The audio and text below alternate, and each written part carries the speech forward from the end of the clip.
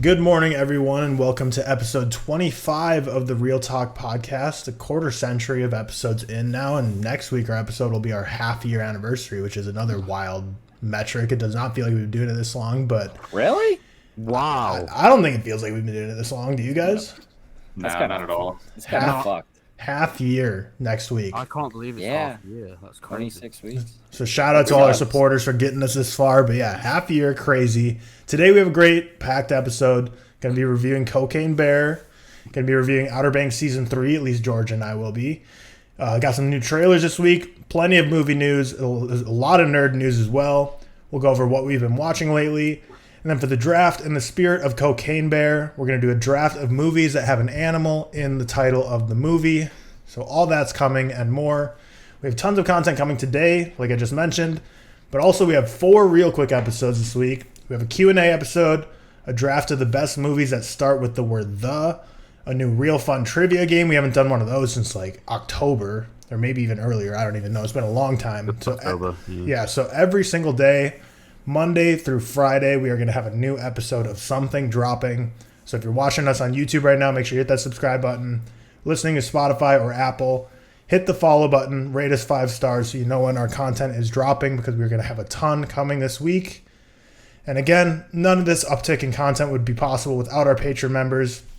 So if you want to check out the Patreon in the description, plenty of tiers there, plenty of awesome perks. This week, patrons are going to be receiving personal video messages, get to hang out with us at a Google meeting, movie watch along. They're able to ask us questions that we're going to be answering on the Q&A tomorrow.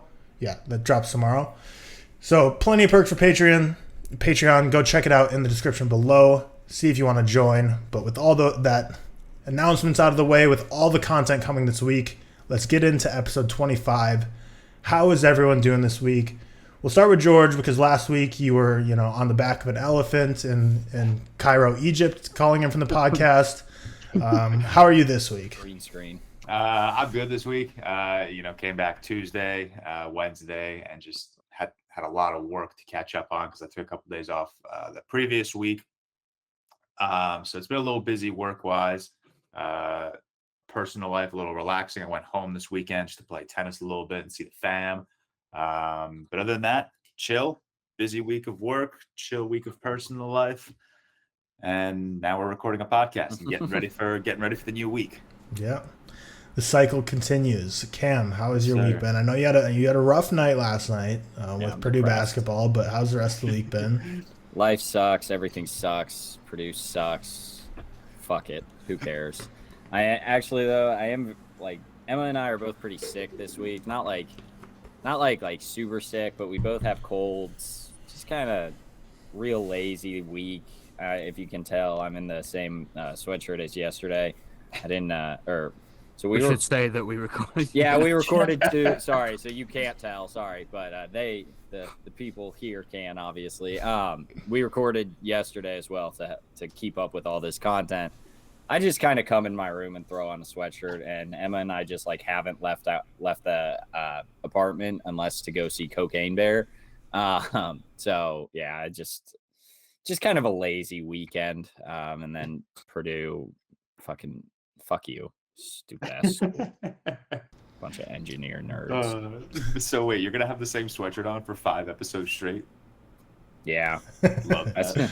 Yeah. So Monday, Tuesday, Wednesday, Thursday, Friday, I will be repping the same. Olive looks good sweatshirt on you though, man. Thanks. Thank you. I appreciate it. I feel like re-wearing sweatshirts is not that big of a deal. Like, I feel like you can wear it a few days before you wash them. Like, you're at home. I'm just.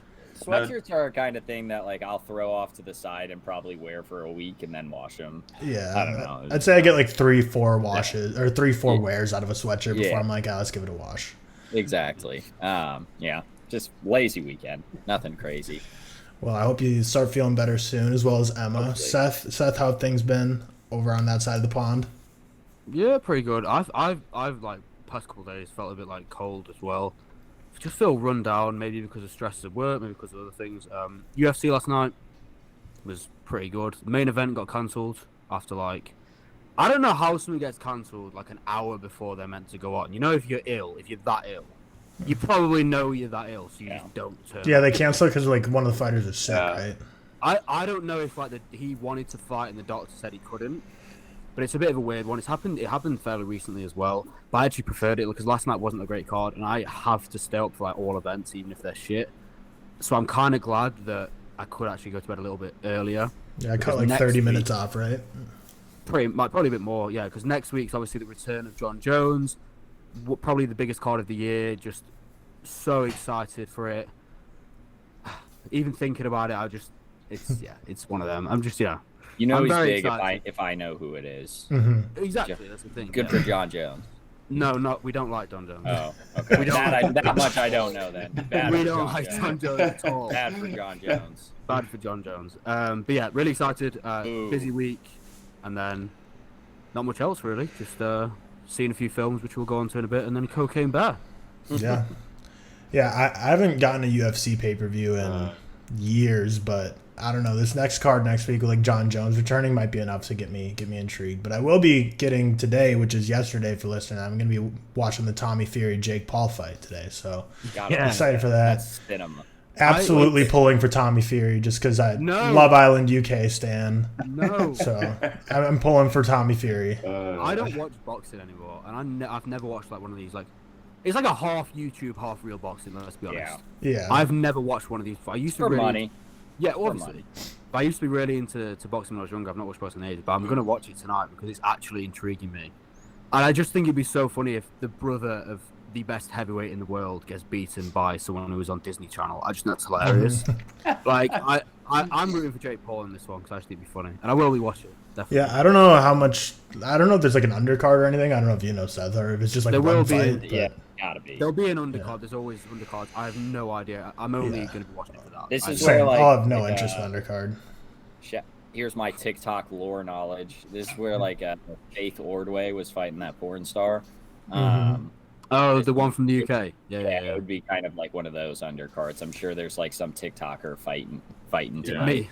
Yeah. Yeah, Seth. Well, Get normally Seth. they have those like YouTuber boxing events. They have a bunch of random YouTubers and TikTokers, but like normally when the Paul brothers fight, it's a little more serious of an undercard. They take themselves Jake serious. Paul They is think they're actually legit. like no, but Jake Paul can actually box. Like compared to right, others, yeah. he's Yeah, good. he hasn't lost, right? He's like Correct. But he did. His last fight was against a 48-year-old. This will definitely be his toughest and test he's knocking out, yet. He's knocking out Nate Robinson. Yeah. Tyler knows. I don't Yeah. know if you guys know Nate Robinson. Yeah, that's so funny that he fought Nate He's not that Robinson. short. No, he is. He's like 5'. I mean, like He's he's, like he's 5'10", short for isn't he? He's basketball. short for an He's yeah, like but he's our not height. Yeah. but, like, Yeah, he's he's like short our for height. basketball. Yeah, he's like our height. Which, if you're making it to the association at that height, good for What, you. what about Muggsy Bogues? Is he? Tiny. How He's tall old, is he? old school. You don't know who he is? I know who he is. How tall He is was he? he was 5'3", wasn't he? Yeah. In the NBA. You think I don't know a Space Jam, a star? Was he in Muggsy Space Jam? Yeah, of course he was, man. He was the short alien. God. Well, Before we, I assume we're kind of hitting the lull. So before we move on, what's the like weather like for you guys right now? Like what's Seth? What's the weather like in the UK these days? Like in February, late February. Right Genuinely now, asking. it's this week. It's been like really cold. I'm gonna say like wake up in the morning, probably sitting about 3 or 4 degrees. I'm not sure that is in Fahrenheit. I'd say like 30. Yeah, so about 30. Yeah. Is it like that all day?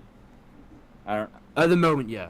I don't know if you guys like know the like meme. Indiana is like always memed for like just how polarizing the weather is. So right now we're sitting at our like we'll wake up and it'll be 20 and it's supposed to get to 60 by the end of the day.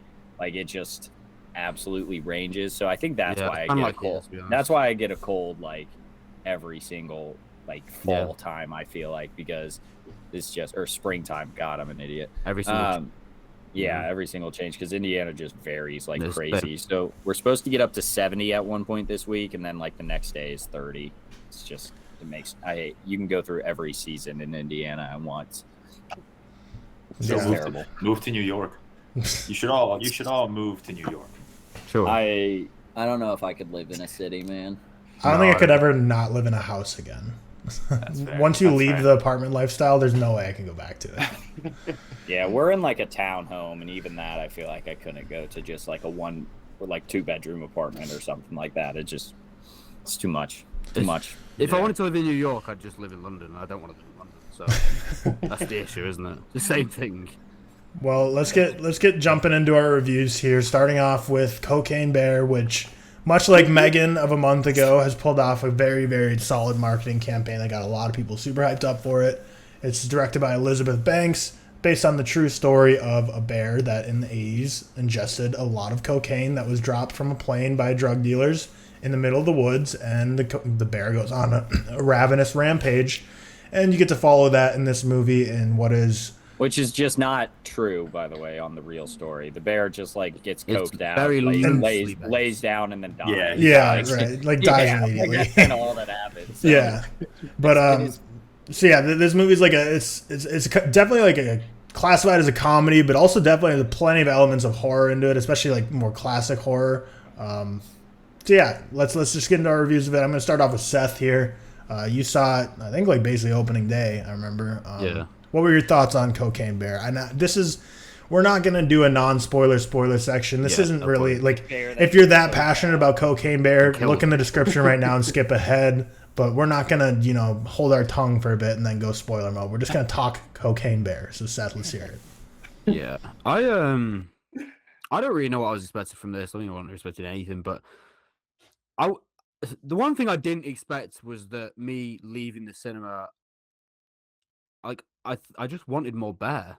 I didn't want to see a film called Cocaine Bear. Like, I think that was a budget issue. It had to be. Well, but you're right. You're right. Like, the scene. Okay, so it's a lot. It's very comedy focused, and I'll be honest. Majority of the comedy didn't work for me. I think some of the characters were fucking unbearable, to be honest. There was a few scenes here and there which got a chuckle out of me. And I'm not saying it was. This is a film where it's like I'm definitely, I didn't hate it, but I didn't like it. There was a few scenes, particularly the violent scenes, I enjoyed. I wish there was less talking humans and more just, if it was like a show reel of just like a bear killing people for 90 minutes, I fucking watch that. Do you know what I mean? Like, there's an ambulance scene where a guy gets amputated in the ambulance, and he's like, let's come off, and it's all over the place, there's loads of gore. That was really enjoyable. If it was just like 90 minutes of just that kind of thing with a little bit of suspense building up here and there, cool. I don't need. That's a TikToker too. Shout out him. Don't know his name, but that's like a tick.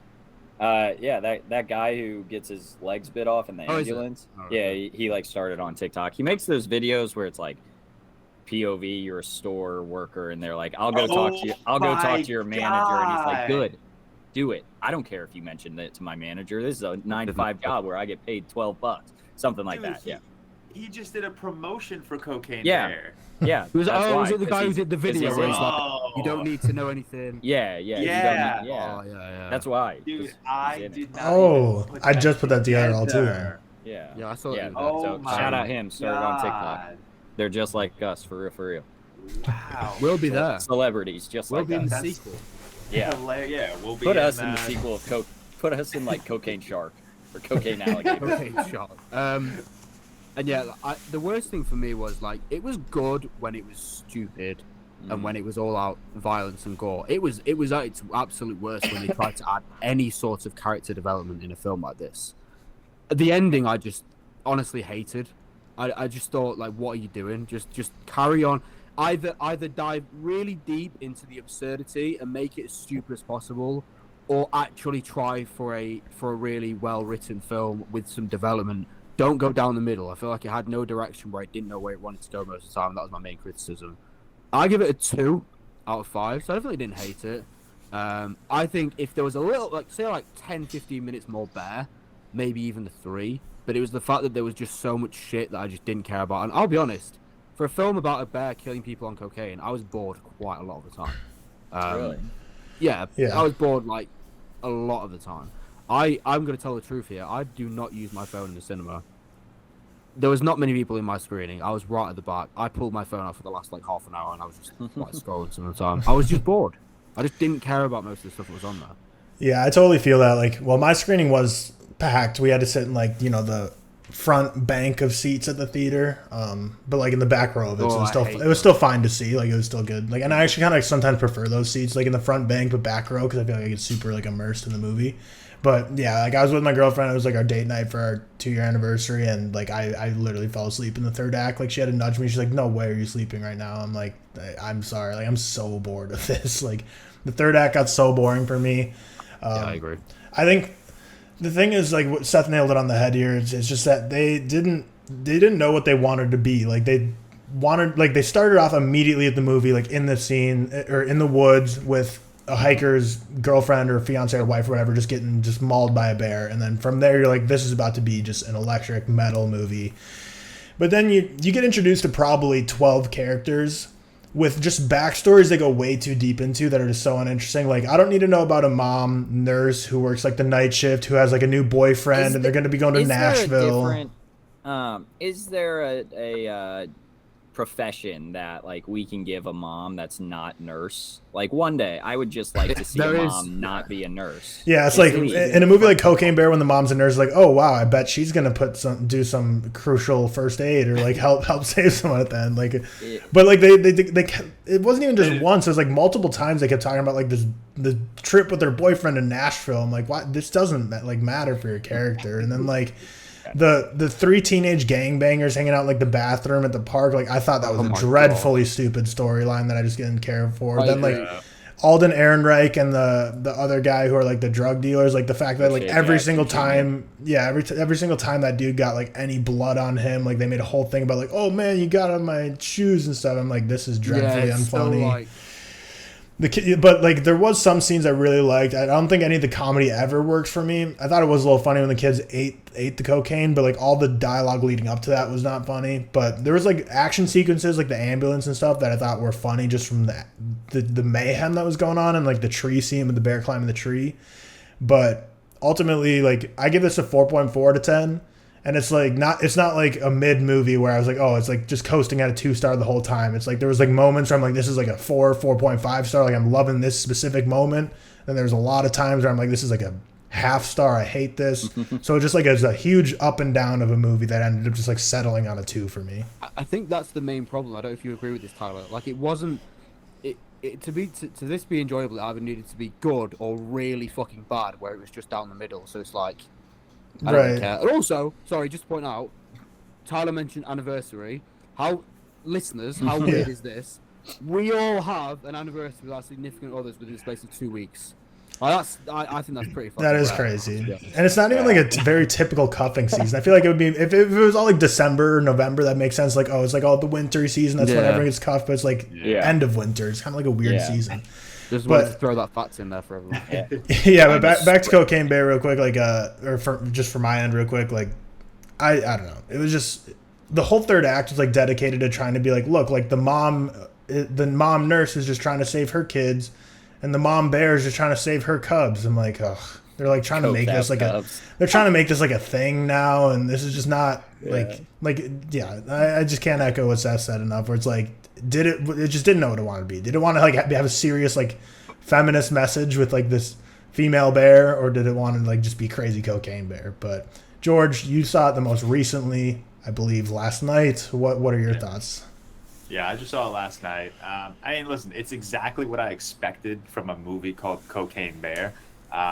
But I'm with you, Tyler. They spent way too much time trying to like develop these characters that like no one gave a shit about. Like no one's going to the theater to watch like a mom nurse try to save her 2 kids from a cocaine bear. We're going to watch a cocaine bear slaughter some people. And I said like in my TikTok review, this movie could have been like 40 minutes long if they took out all of the unnecessary like attempted character development and shit.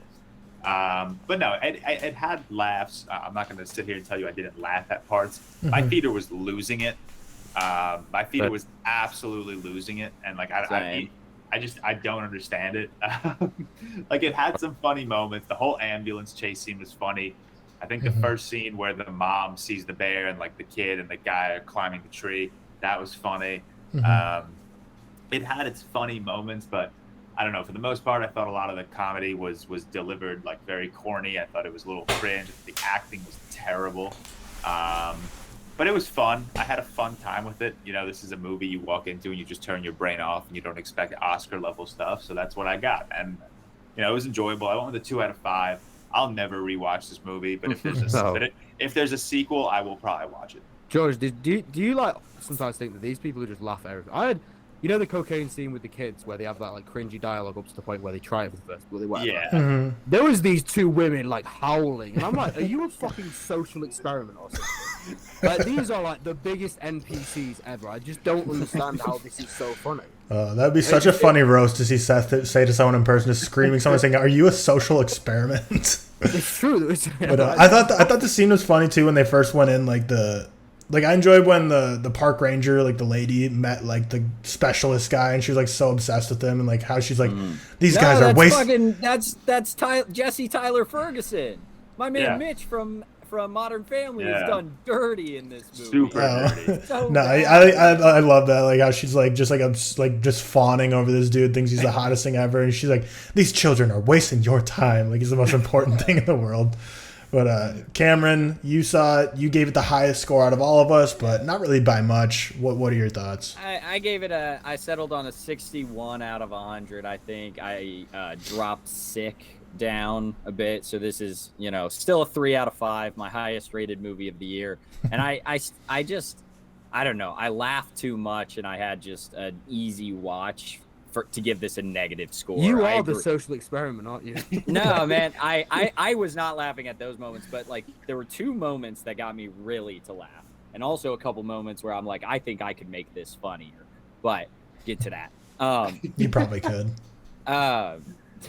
When the police officer shoots O'Shea Jackson's fingers off, and he gets the two middle finger, or like that was he like misses one bizarre. finger. That had me dying, because like I saw it and was like, whoa, how'd he do that? And then they make a joke about it, and that really made me laugh. And then the other time where Margot Martindale's character, what is she? She's a park ranger.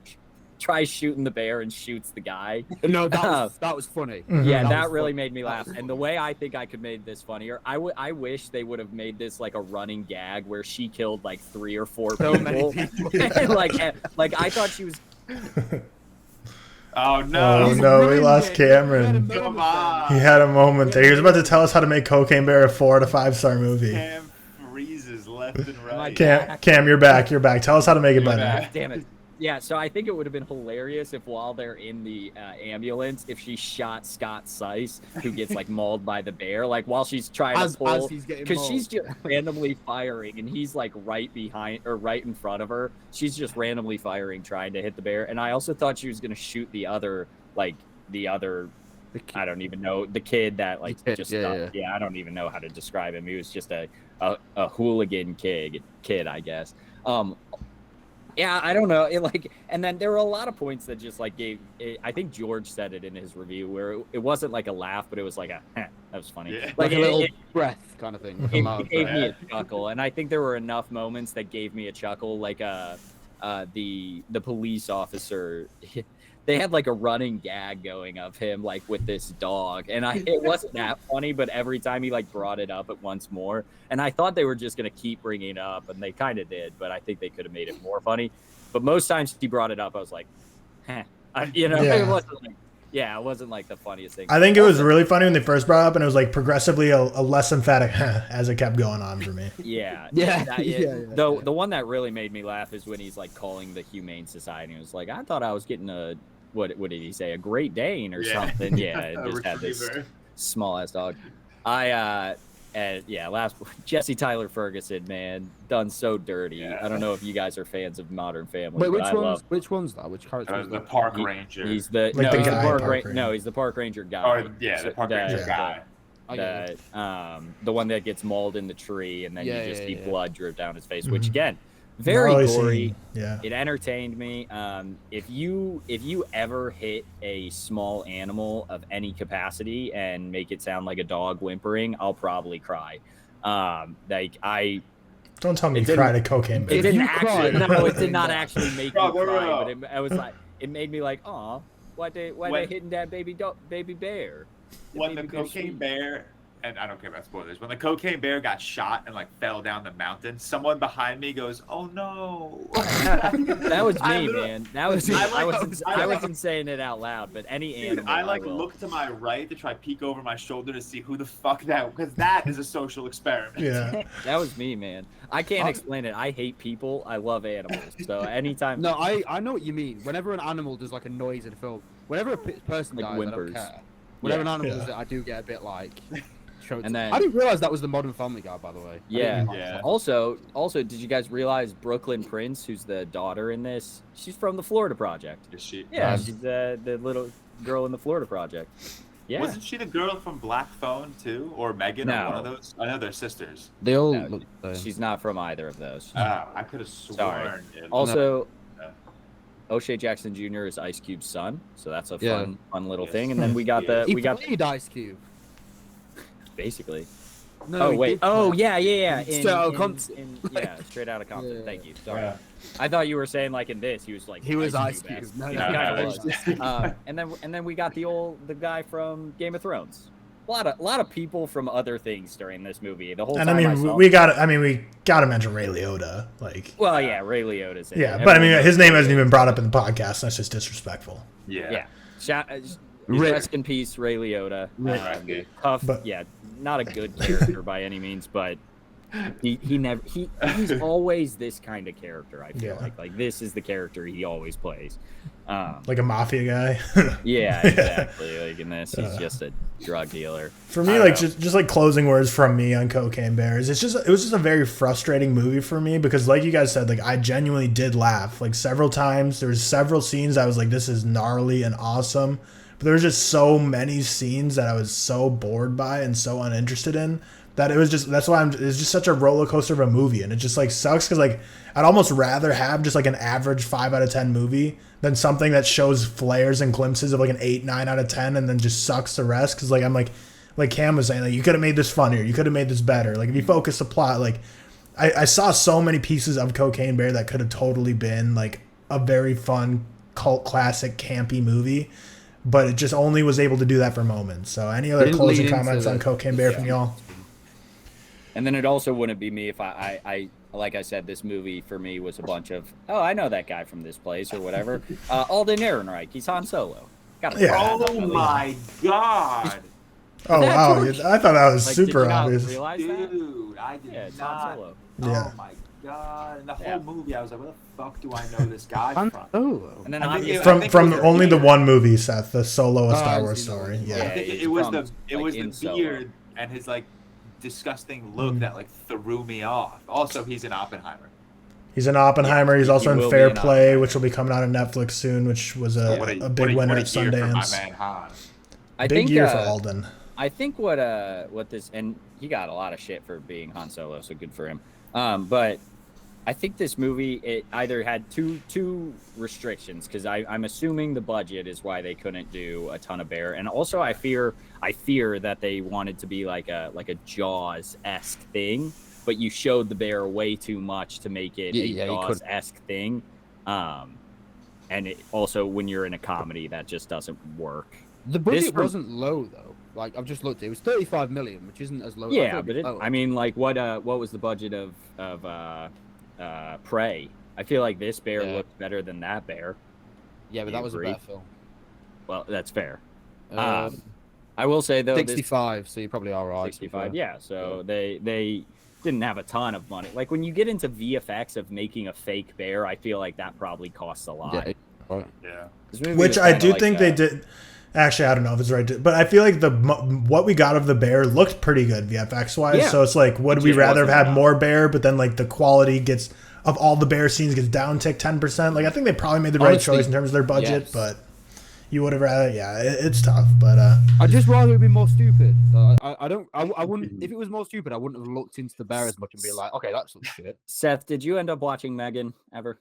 No, No. I missed yeah, the so podcast with you. And I we was- brought up this. You're kind of right in this. Like is like a Megan-esque movie, but this for me and why I have it much higher than Megan is the fact that this didn't lean into like a horror comedy. didn't work in Megan because it tried to be horror. Tried to be comedy with a little bit of horror, so that worked more for me. I feel like. Yeah, I get it. I don't know. I still don't like Megan. And then another comparison is like Violent Night. But I think Violent Night was funnier, so that's why I have it a bit higher. Violent Night never tried to be serious though, so. No, yeah, I agree. I liked Violent Night more, and I have it a bit higher. Those are really all my points. Produced by Lord and Miller, two of the greatest directors, producers ever. Do not know who they are. Who? They did. You don't know Lord and Miller? They did Lego Movie, Spider-Man Into the Spider-Verse, and of course the Lego Batman, Bill, and a lot of TV episodes. The Lord and Chris Miller. They're very good. Okay. Yeah, so you hyped those up way beyond belief for that list of movies you just rattled off. They did a lot more assholes. I was expecting like Star Wars, Harry Potter. No, they're just funny guys. They did 22 Jump Street and 21 Jump Street, Cloudy with a Chance of They Meatballs produced 1 them, and 2. No, they're directors of these. Oh, okay. Really? That's a little- Sorry. No, they were just producers of Spider-Man Into the Spider-Verse. Sorry, that's my bad. And writers actually. So they do good movies now. Both Cloudy with the Chances. Are they producing the upcoming Elvis TV show, Agent Elvis? No. Seems like something Is that that would the be up one their that you alley. put on your trailer reaction, George? Oh hell yeah!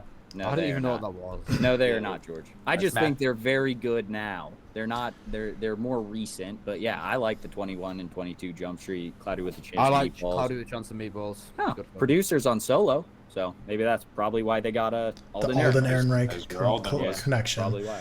But we'll end it there. So Cam gave Cocaine Bear a 3-star, and then Seth, George, and myself gave it a 2-star. 61 out Cam of 61 out of 100, and Tyler 4.4 out of 10. So we'll move on quickly to review Outer Banks Season 3. George, I saw you just posted a review of it last night. I finished it yesterday morning. We'll just keep it spoiler-free because it's a full 10-episode season of a show that came out 2 days ago. So I don't imagine most people have finished it except the movie TikTokers that are thirsting for content like us. But yeah, so we'll keep it spoiler free. What were your overall thoughts? Because I actually didn't even watch your video. I saw you posted it, but I didn't get a chance to see it, so I have no clue where you're coming from on this. I'm fully on the side that like Outer Banks is a TV show. I press play on every episode, and I don't expect like Emmy-worthy shit. I just expect to have a good time and vibe with a couple of friends. I did make the comparison, and I thought it was pretty funny. I think Outer Banks is turning into like Fast and Furious, where like season 1 was like, it was super personal, it was super tight, there was nothing crazy going on. Season 2, it gets a little more unbelievable, and we're really kind of pushing the boundaries on what these kids can get away with. And season 3, it's like, okay, this is just out of control. These kids would be in prison with half of these decisions they're making. Or dead. Or dead. So I think that's funny, but I like that the show is at least just like embracing it. Like they're completely just putting everything into like the absurdity of these plots and these characters, and I respect it. I have a good time watching this show. I think the soundtrack selection is truly great. But yeah, overall, it's a show I never expect anything from, and that's what I went into season 3 thinking. I had a good time with it. I'm not going to sit here and tell you I didn't have a good time. I do enjoy just watching these characters go through this ridiculous run of this like treasure hunt. Treasure hunt, or just getting away with everything they're getting away with. But again, it's a vibe. That's really what Outer Banks is. No. Oh, is it? I don't actually know what it is. Straight up show. Straight Yeah, up, third season. I thought it was like White Lotus. Nah, But yeah, like, yeah. That's all I was gonna say. It's fun just to hang out with these characters, good music, and just turn your brain off and watch some stupid shit for a little bit. Yeah, I quite enjoyed the season. I think me and you might be in the minority. It sounds like some people are not very happy with the season, but I think the thing that for me is like, since I ever saw Outer Banks season 1 when like the pandemic first started, I knew it was like, it can't be corny. Like, I don't know. I feel like a lot of people are having like revisionist history now or something, where like, because I remember I initially mentioned Outer Banks like a long time ago on TikTok.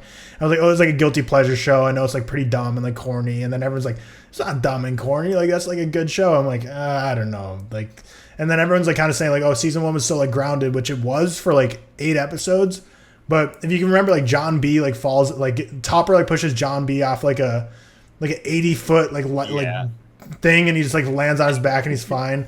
The ending episode when they're out at sea and their like ship gets capsized and they all they have is like a gold bar that like shining on the moon to like get someone to rescue them. Like it's like Outer Banks has always been ridiculous, and I don't think it's ever tried to not be ridiculous, but like some reason so many of the fans are like, no, it used to be so realistic and now it's wild. I'm like, bro, there's always been the weirdest shit that's happened in that show. It never was real. Like season 1 was as realistic as you can get when you're comparing the 3 seasons, but like still, it's for sure, yeah. There's no world in which like Madeline Klein's character would ever like leave her home and her family and the lifestyle she has to go hang out with the Pogues who are poor and have literally nothing. Like, that's just a fiscally irresponsible decision, and her parents would have shut that down immediately. And then, season 2 spirals out of control. Season 3 just gets significantly more absurd. But I don't know. I didn't hate season 3. I enjoyed it for what it was. I have a good time with this show, and I think that's all I can ask for. I'm very happy with some of the decisions they made at the very end of season 3 because going forward, I'm going to be very excited for those storylines to not be involved. Yeah, I saw your tweet, and I was like, I don't think I'm as excited as he is, but that's really. One of the characters I'm sad to see go. One of them I'm kind of happy. Yeah. But speaking of characters like Drew Starkey, who plays Rafe, I need to see him in like movies. Dude, that dude. Every time he's on my screen, I'm locked in. He's such a compelling actor. I need to see him in some movies. He plays like that character. It's literally like Skylar White, where it's like a character you hate so much, but like the acting is like genuinely great, and it's why that's why you hate him so much. But he's really Seth hates that take. Skylar White? Yeah, you hate. She sucks. No. Oh, Walter stop sucks. it. Oh, Skylar's he's one like of Walter those. sucks, but Walter Skylar sucks. just kind Skylar's of yells Walter the whole time. sucks. Skylar's like. Thank you, Skylar's Sam. like the worst character. I mean, like they both suck, but No, but Skylar Walter's sucks just worse. because she's annoying, not because she's ruined Walter's her a family's horrible life. human. Yeah, I'm with you on that. But Skylar's annoying. Don't get me wrong. Yeah, she's annoying. But, yeah. All right, my fault. You are very much on the Alpha Sigma Walter White mode right now, dude. All right. Rafe in Outer Banks is like Joffrey from Game of Thrones. There you go. Yeah, I'm not going to argue there that you one. go. That's fine. Just a sheer scumbag, but There he's you go. genuinely acted well. Fuck you guys. Skylar sucks. Yeah, I'm with George, but yeah, no, he's an incredible actor. The actor who plays, I don't have his name pulled up on me, but Ward Cameron, that dude too. Like he's been in plenty of stuff before Outer Banks, so like I'd recognize him from other stuff. But that guy also just great on my screen. So, like you said, Outer Banks just a vibe. Like the soundtrack's great, and I'm just a sucker. Like it's so stupidly simple, but just that yellow color grading.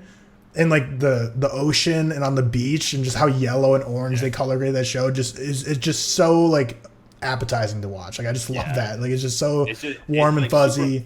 It's like really calming to just like watch because it puts you in like that summer mood of just because the seasons always come out in winter, so it's like so smart because like you're like, oh, this is nice. Like I can't wait for this. Yeah. But no, I thought it was still solid. Outer Banks. I think it's the worst of the 3 seasons, but I never really think any of the seasons were amazing. But I definitely am ready for season 4. I think the final scene of season 3 I think was funny because I feel like it totally could have just been cut off halfway through that scene and just like ended the series. But then they just like added like a couple lines and then they're like, oh, Netflix renewed you for season 4, and they're just like, because it doesn't sound like season 4's like storyline is going to be like anything really like. I mean, they'll be the same characters, but they really just like shoehorned in a story to be like, we're going for season 4, baby. I think they realized that like season 3 was probably projected to have crazy viewership numbers, and they were like, let's just keep taking advantage of this. And like, I don't know, Chase Stokes doesn't seem like the kind of guy that's going to say no to another season of Outer Banks just because it doesn't seem like he's been. Yeah. I didn't realize he's 30 now, which is crazy. Yeah, he's like 30. Ew. But, He's playing like a 17-year-old. He's like, what's his name from Hannah Montana? Jason Earls. He was like 32 playing a on that high show schooler. or something. I hate seeing so that funny. meme where it's like he and John Cena are the same age. Oh, really? Yeah, the guy from Hannah Montana. That's so crazy. Terrible. I swear that meme comes up every so often, and I just hate seeing it every single time because it's always a picture of him while he's on Hannah Montana, and then it's John Cena looking like he's 30 years older than him, and it's always the caption, weird when you find out these two are the same age.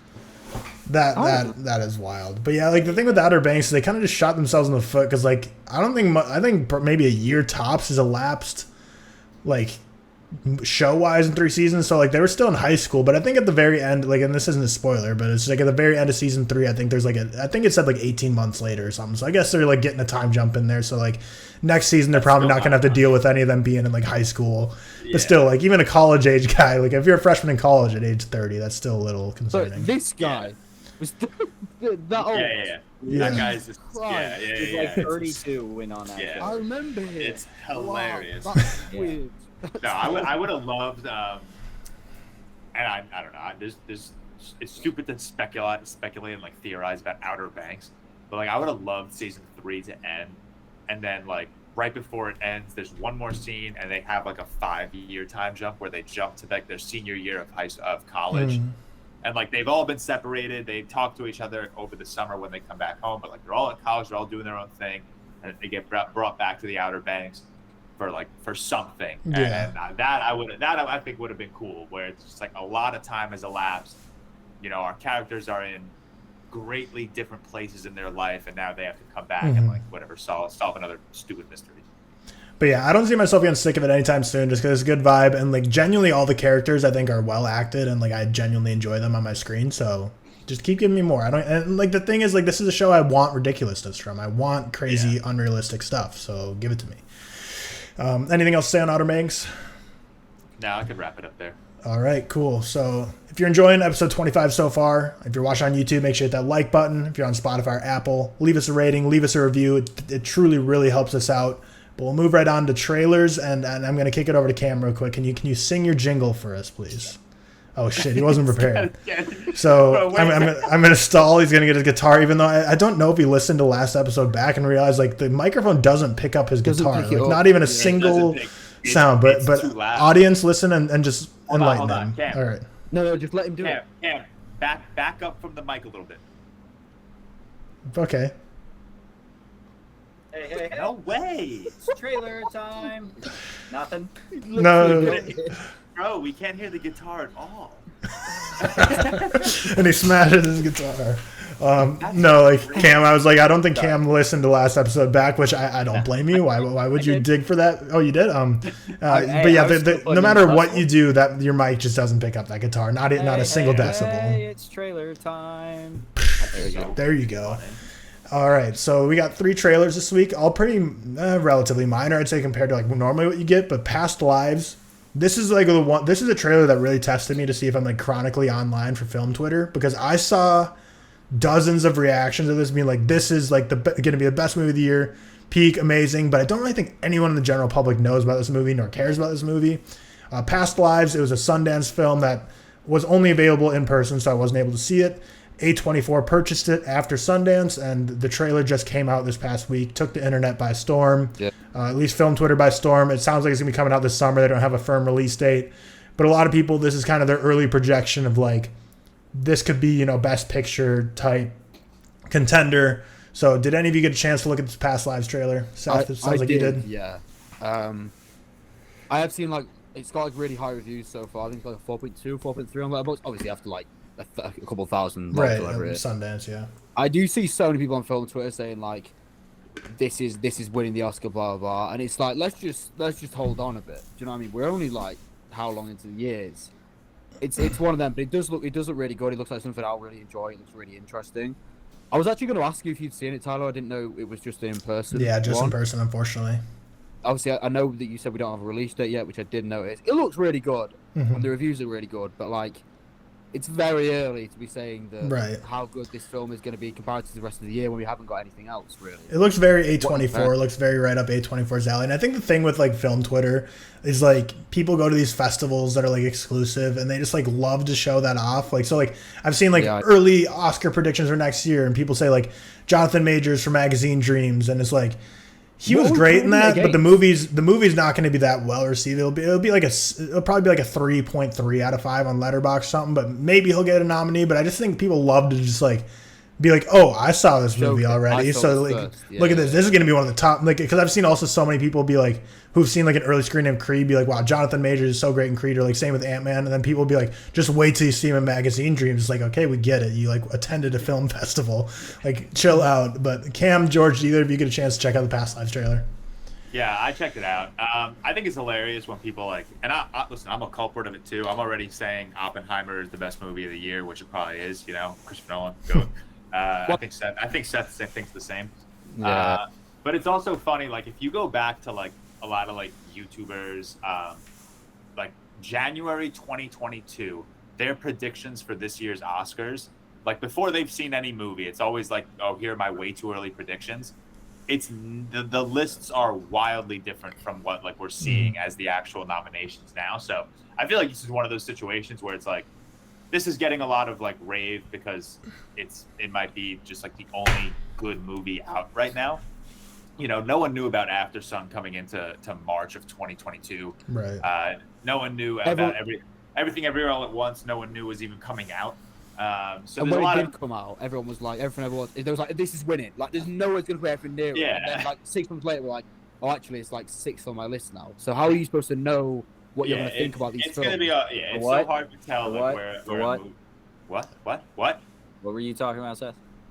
I was saying Everything Everywhere at Once. When Well, that came yeah, out. it's still the best movie of last year, so it should have fucking won. It should fucking win. Sorry. It's not. It is. It's like 7th. It's Solo's Banshees. Second for me. Wrong. No, but it'll be interesting to see how this movie like genuinely holds up across the year when we like get more releases. Obviously, David Fincher is dropping a film. Scorsese's dropping a film. We're getting another Spider-Verse. We're getting another Nolan film. Michael Mann is dropping a film. Bradley Cooper is dropping a film. Wonka is the film. David Fincher. Yo, Wonka's dropping heat. Yeah, Willy Wonka coming Coming out up with new chocolate. So yeah, it's just I'm happy this film is being well received and I'm really excited to see it. But it's just so funny watching people like overreact to that shit. Yeah. I agree. The next trailer, Cam, you did watch it? Did not? Yeah, I did watch it. Oh, let's hear your thoughts. I mean, it looks good. Yeah. You guys said everything, and I'm not gonna add anything interesting. It looks good, but I don't know. Yeah. I'll probably enjoy it. That's my guess. Is I'll probably enjoy it. The next trailer is Boston Strangler, a true crime thriller starring Keira Knightley. It's coming out March 17th on Hulu, and I'll say this in the most respectful way possible. It looks very much like a Hulu original movie. I don't think it'll be bad. I'm not going to say it looks incredible. Did any of you get a chance to see this? Keira Knightley's in a movie. I'm going to be interested. Boston Strangler. I just watched her in a movie. We'll get to that, but haven't seen her in a long while. Just saw her. I in like a movie. Keira Knightley. I think she's good. Yeah. Interesting. But yeah, a true crime thriller. Those are like two things that are right up my alley. The last one, Chang can dunk. I saw this. Awesome. I saw this trailer, or I saw the trailer, and I saw the poster, and I was like, "This can't be real." And then I was like, "Okay, let me take a breath. Like, is this a real life biopic? Like, is this like a story of a real person? No, it's made up. So the fact that there's a made up story and they went with Chang can dunk, just hilarious. And I will say, Disney Plus is like a coming of age basketball story about a guy growing up. And I will say that last year, he can dunk, guys. Chang, he can dunk. Last year, Disney Plus did release something similar called Rise, which was like the biopic story of like Giannis Antetokounmpo and his brothers. Any good? Yeah. I actually thought it was solid. Like, it was like a 7 out of 10, so it wasn't bad and it was solid. But maybe that's like my own bias because it's tied to a real person, and like you can kind of like relate better to a movie if you know it's like a real person's story. Whereas Chang can dunk. I don't know. I just wanted to throw this in because I saw this poster and I was like, this can't be real. That's such a bad title. It seemed like a Saturday Night Live skit of like trying to do a rundown of like upcoming movies. Like, and we got Chang can dunk. But yeah, I mean, this trailer's awesome, man. So bad.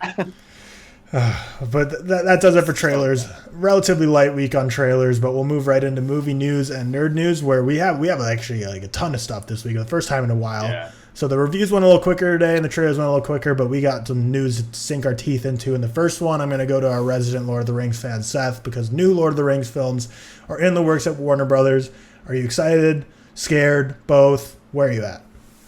Okay, so there's a few ways this could go. I've seen people say it's a remake. It won't be a remake. If it's a remake, then it can fuck right off. But it's not going to be a remake. Then they're not going to do that. There is a lot of avenues they can go down. I think a lot of people don't realize how big the Silmarillion is and how much stories they have to offer. But then at the same time, actually, after doing some research, I believe that the Tolkien estate owns so much of the IP of that. Hence why Rings of Power couldn't use it. That it's like, are we actually going to get that, or are we going to get some extended version of Lord of the Rings, which isn't already existing fiction, and we just kind of add it on, then it's like, if it's that, I'll watch it, of course, but I am a bit worried about it, to be honest. And I know I say this from like a really selfish point of view, but I don't want people's opinions of the franchise to dampen after another project that underwhelms, like The Hobbit, like Rings of Power. I want this to be Lord of the Rings. I want it to be seen as one of the greatest things ever in cinema, which I believe it is, of course. And if we get another project that is not up to scratch, and which is going to be very hard, let's be honest, to be up to scratch of the Lord of the Rings, it might just dampen people's minds. But then, on a positive note, if it can be done from the Silmarillion, if we can go into all these other aspects of these different stories, then who knows? It could be really good. But I'm like, honestly, 50-50, just down the middle. I've seen people love it, I've seen people hate it. I'm just down the middle. I don't really know yet. That's the thing. Do you think you would have been more excited for this news if you had like really enjoyed Rings of Power? Because I think I don't love this news, but I think if I had loved Rings of Power and if they had nailed that season, I would have been on board for this. Yeah, well, I liked it. I didn't love it. I was kind of the same as you. I think I would have potentially been, if say Rings of Power had come out and it was like The Last of Us, or like even, The Last of Us, it was up to like, even if it was up to like House of the Dragon, like where it was like really good. I was really enjoying it. Okay, maybe if they get a similar filmmaker, I have seen rumors that Peter Jackson would come back. I don't know if I believe those rumors, if I'm honest. And also, my another worry is times are moving. We are like, everything is special, everything is CGI, everything is VFX now, and that was the main issue with The Hobbit. It's probably going to be the same again. Like, Rings of Power used less than The Hobbit, but it was still a lot of it. Whereas Lord of the Rings, they did utilize a lot of practical effects, which I much preferred. So, can they really do anything to capture the same feeling? Probably not. And also, there's going to be that nostalgia there tied to Lord of the Rings for everyone who is a fan. No, they're not going to be able to capture that same feeling. So I think people should either lower their expectations or maybe give them a little bit of a benefit of the doubt, like down the middle. Yeah, I think Lord of the Rings are so quietly becoming Star Wars with their franchise. Like, when you think about it, they have the Lord of the Rings and they have the Hobbit trilogy. They have a spin-off show, Rings of Power. They're going to have new movies coming out. Like, I feel like Lord of the Rings out of nowhere all of a sudden is going to be one of the deeper franchises we've ever had in terms of how many projects are going on. Yeah. Which I know, Seth, you hate to hear that. But yeah, Cam, what do you think about this? I saw a lot of people like commenting on this and like, don't ruin Lord of the Rings, all that kind of comment. And first off, my opinion, I hate people that say like this ruins something else, because it doesn't. The other thing is still there and it's still as good as it was. I understand like you may not think of like the entire like thing as good as it was, but like I'm not a Lord of the Rings guy, and I'll admit like The Two Towers and The Return of the King are two of like the greatest pieces of fiction movie in a long while. They're really fantastic. But I think Fellowship's very, very, very good. I don't have it at a 5 star, so like I'm not going to say. But it's you the would put like ever. Two Towers and Return of the King like a lot higher. No, I have it like a 94 versus like a 98 and 99. So like it's very, very, very good, but I'm not going to say it's the greatest piece of fiction ever. Like, I don't know, like fuck off. I just see it as like one long film, really. You know what I mean? Where it's like, I get that. I get that. I really do. I just, when I separate them, I think the Fellowship. This is not the point of the conversation, people. All I'm going to say is that I just think these people forget the Hobbits came out, and the Hobbits, I don't like hate them by any means. I have most of them. All of them range from a 50 to a 60. I don't think. So you don't have the Hobbit like higher than a 60? That surprises me. You don't have to check. I was just asking. I just looked it up, and I'm pretty sure they're all okay. Right. 60. So all from. I'll change my scale. All within 10 points still. 63 to a 52.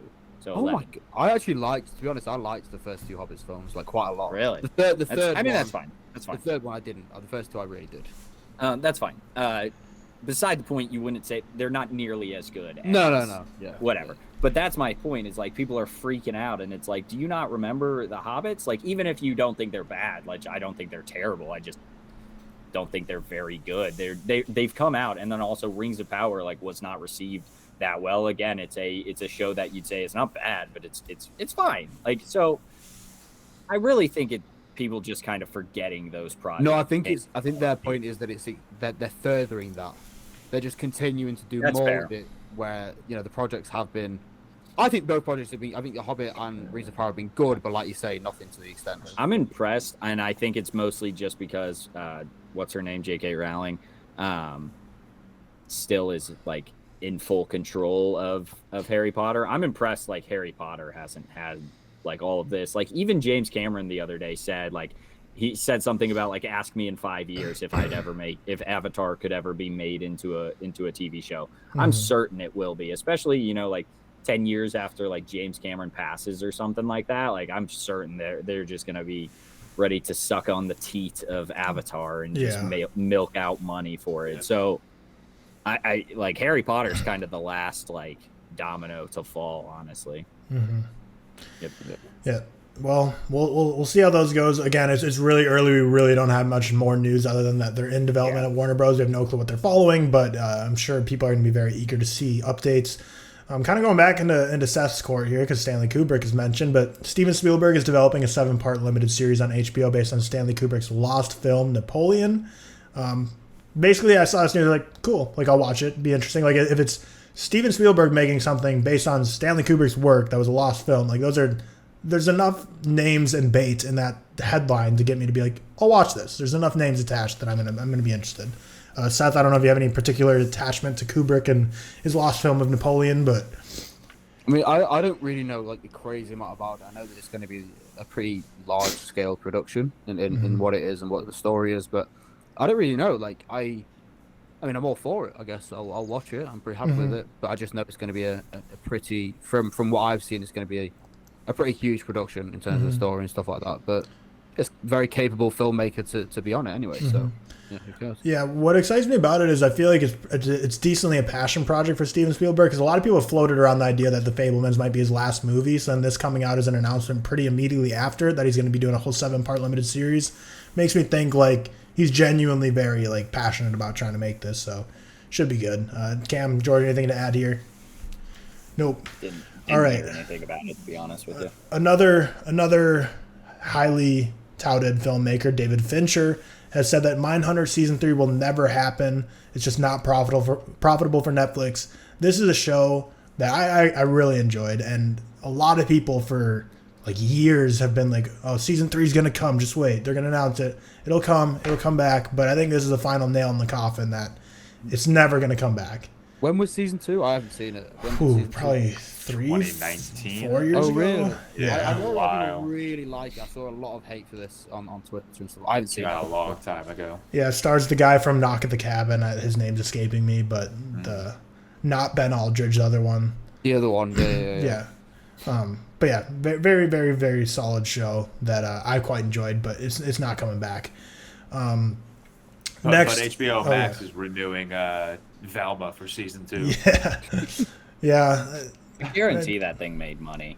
People probably hate watched it like crazy. Well, it was so low budget too. Like, yeah. Was it? Animation's rarely low budget though. But no, I mean, it was shitty animation. Like, compared to other things. Shit animation. Yeah, that's fair. Next up, like the BAFTAs, it feels like a year ago at this point from film Twitter standpoint, but Ariana DeBose just took the internet by absolute storm last Sunday night with her performance. Very cringy. Yeah, she deleted Twitter after it, but Viola Davis said like yesterday that she like called Ariana DeBose to see like how she's handling everything. She's like totally fine, handling it well. But not gonna lie, that Angela Bassett did the thing that was in my head like for days. I'd be like in bed. The lights would be off. I'm about to go to sleep. I am drifting away, and then Angela Bassett it just comes and that the Viola Davis, my woman key, that just comes in my head all the time. I love the hand motions. That's what she does, isn't it? But yeah, I actually feel quite bad for her because she got like horrendously abused on Twitter from a lot of people. It wasn't good, but it wasn't. But I will say one thing: people complain when people are too serious, and that it was obviously meant to be a joke. I hated it. I'll be honest. But again, like, it wasn't meant to be a joke. At least it wasn't, serious. Serious, yeah.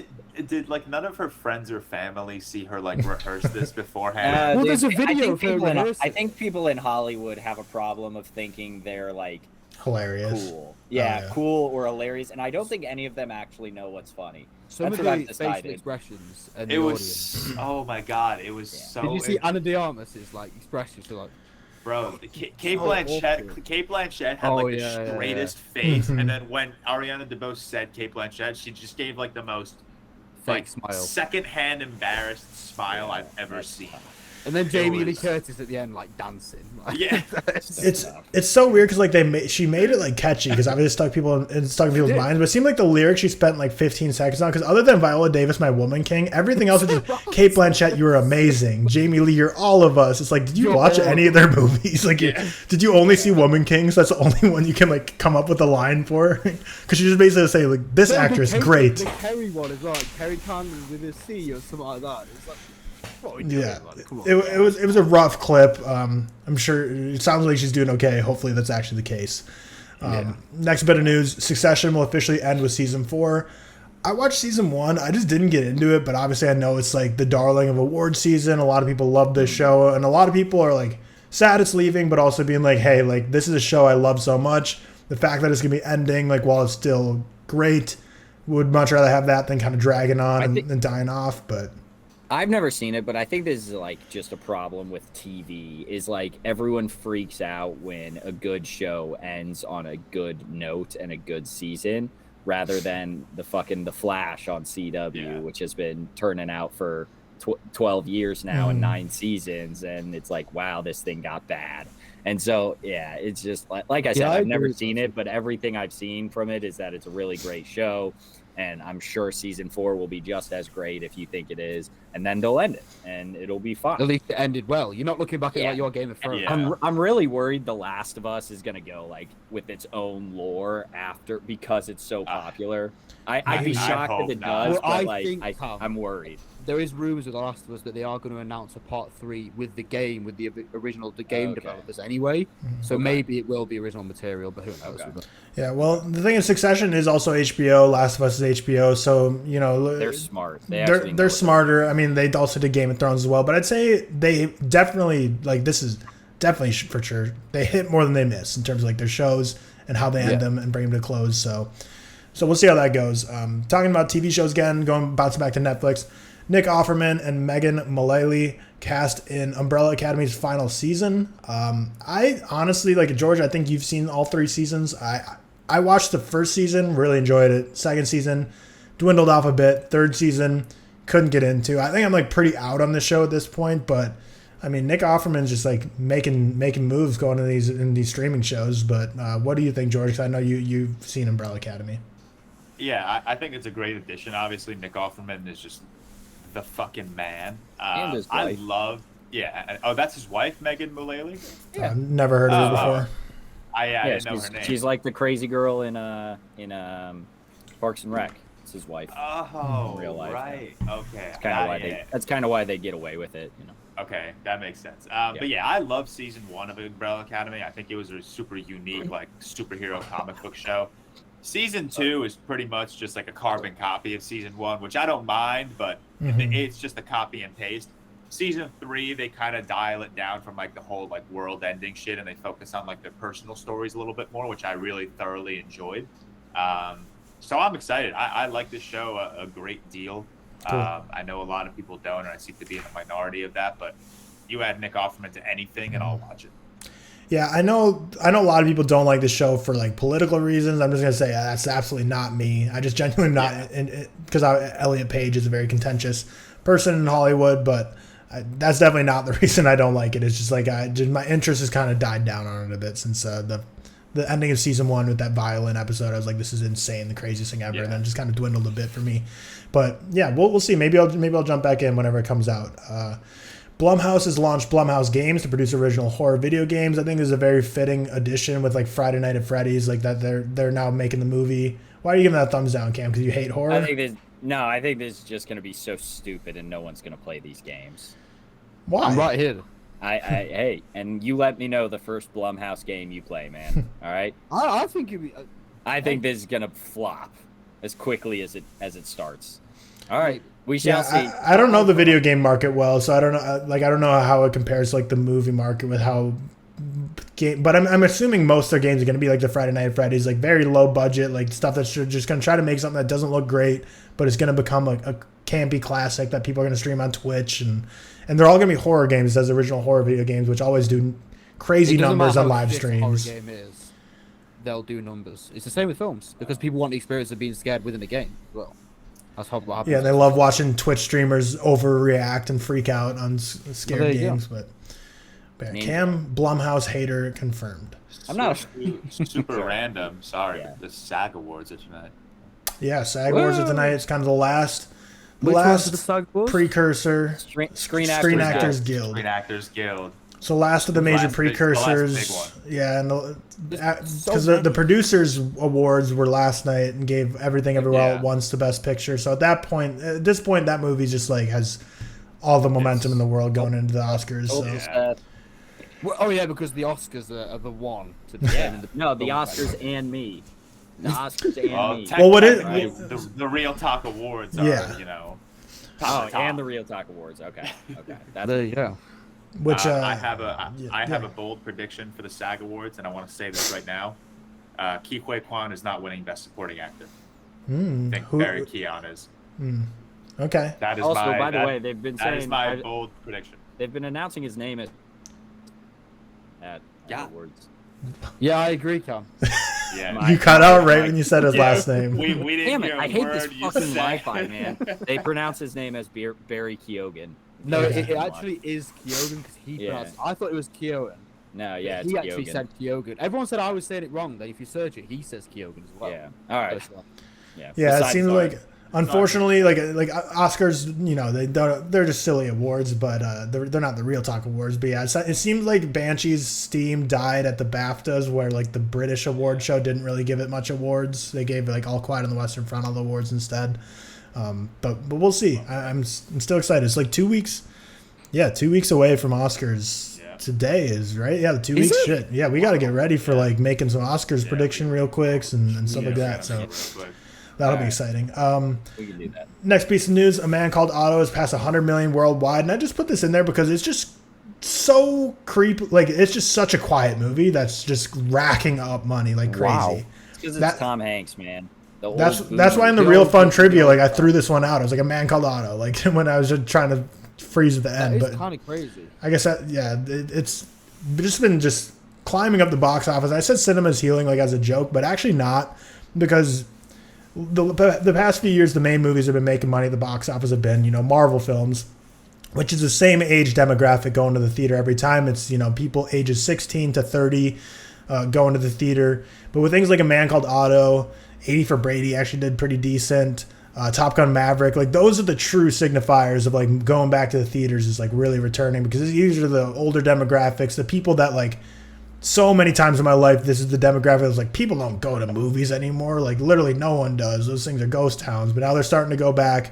So yeah, Man Called Otto, crazily enough, has passed $100 million worldwide, which as I said when I first reviewed it, when I saw it like opening weekend, not a bad movie. I gave it like 3.5 out of 5. I prefer the Swedish version more, but definitely like not bad. Like it's not like a campy, corny as much as a Tom Hanks movies you'd think. But cinema is healing.